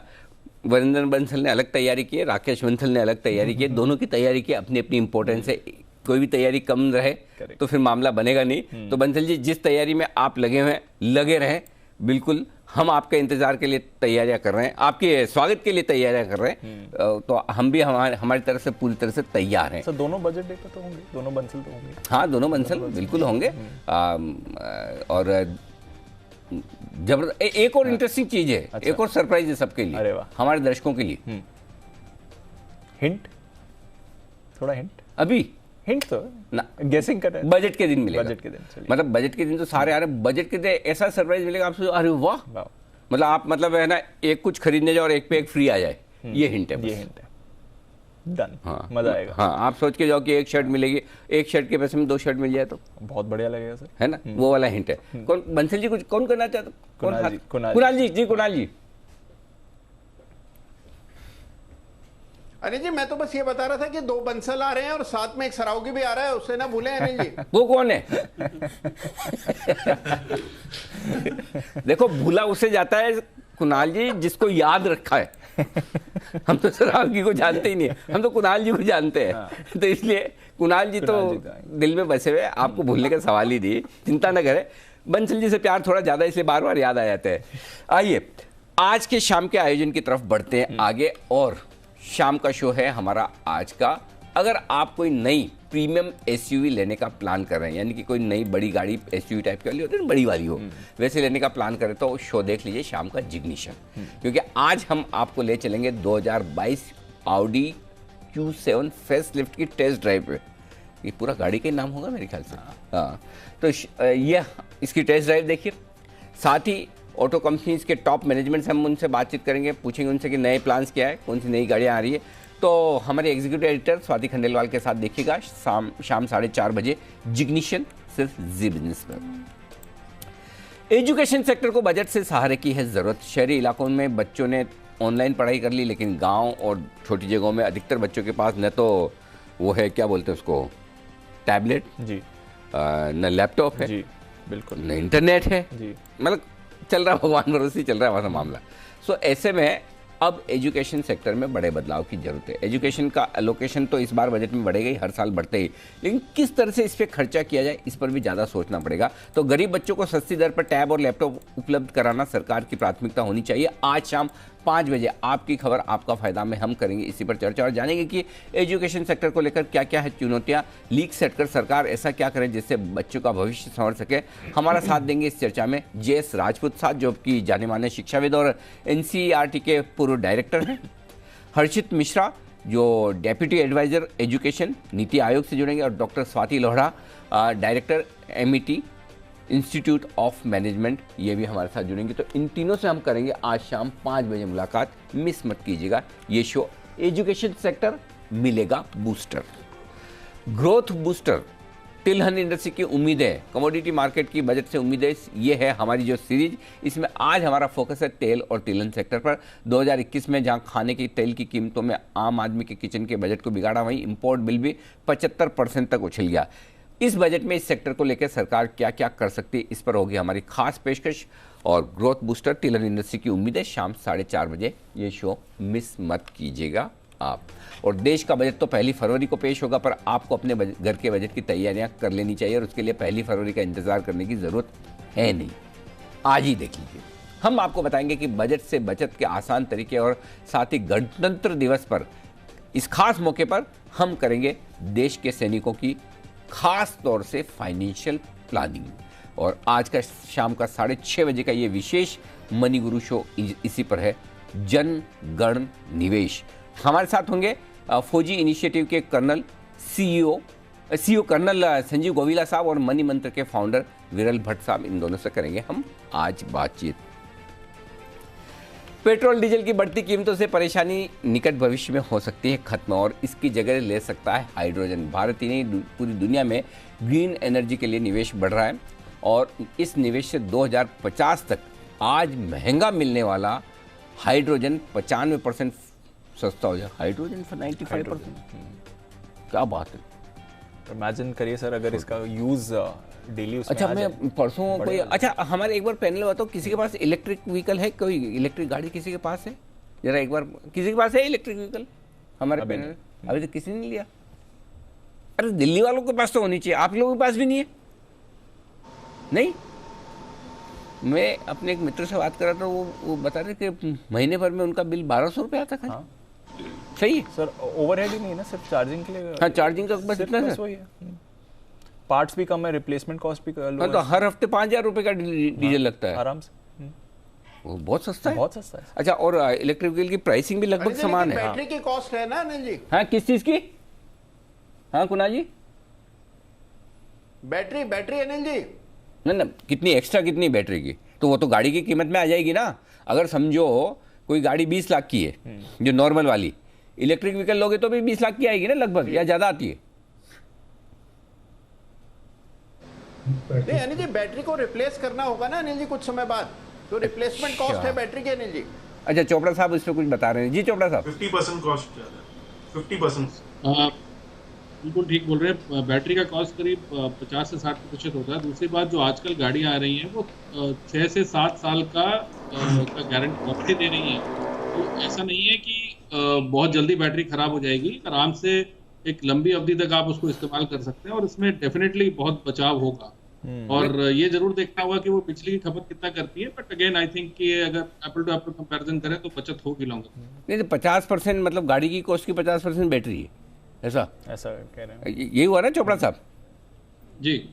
तो भी क्या हुआ, 5-7 साल बाद तो गाड़ी की कीमत वैसे ही 50% रह जाती है, उससे कम ही होती है, उससे उल्टा कम हो जाए। 50% में भी कौन लेता है? कोई नहीं लेता। 5-7 साल बाद तो कोई लेता ही नहीं। 40%। हाँ, तब भी सस्ती है, मतलब अगर बिल इतना सस्ता हो जाए, कम हो जाए। सर, रनिंग कॉस्ट बहुत लो है। रनिंग कॉस्ट बहुत ही कम है, एक ही बार लगे ना पैसे। बार हर हफ्ते देने में कितना दिल दुखता है वो आपको क्या पता। वैसा है। चलिए, तो ये आपके लिए 2050 तक हाइड्रोजन हो जाएगा 95% सस्ता, यानी कि पेट्रोल और डीजल से भी बहुत सस्ता मिलेगा हाइड्रोजन। और आज इंडिया 360 डिग्री में हम बात करेंगे और समझेंगे हाइड्रोजन को पेट्रोल डीजल के विकल्प के तौर पर किस तरह से समझे, हमारी कंट्री, हमारा देश इसके लिए क्या कर रहा है, भविष्य में हाइड्रोजन से क्या तेल की बढ़ती हुई कीमतों से थोड़ी राहत मिल सकती है, फ्यूचर का ईंधन हाइड्रोजन, ये हमारी कवर स्टोरी है। देखना मत भूलिएगा रात 8 बजे इंडिया 360 डिग्री में। और बाकी तो कल बाजार बंद है, परसों आप सबसे मुलाकात होगी, लेकिन आपसे विदा लें उससे पहले आप सबको, हमारे सारे पैनलिस्ट को, हमारे सभी दर्शकों को गणतंत्र दिवस की बहुत बहुत शुभकामनाएं और पूरी तरह से धूमधाम से ये उत्सव आप ज़रूर मनाएं। हाँ, ये ज़रूर है कि जो कोरोना के नियम हैं उनको पालन करते हुए। बंसल जी कुछ कहना चाहते हैं जाने से पहले? जी बंसल जी।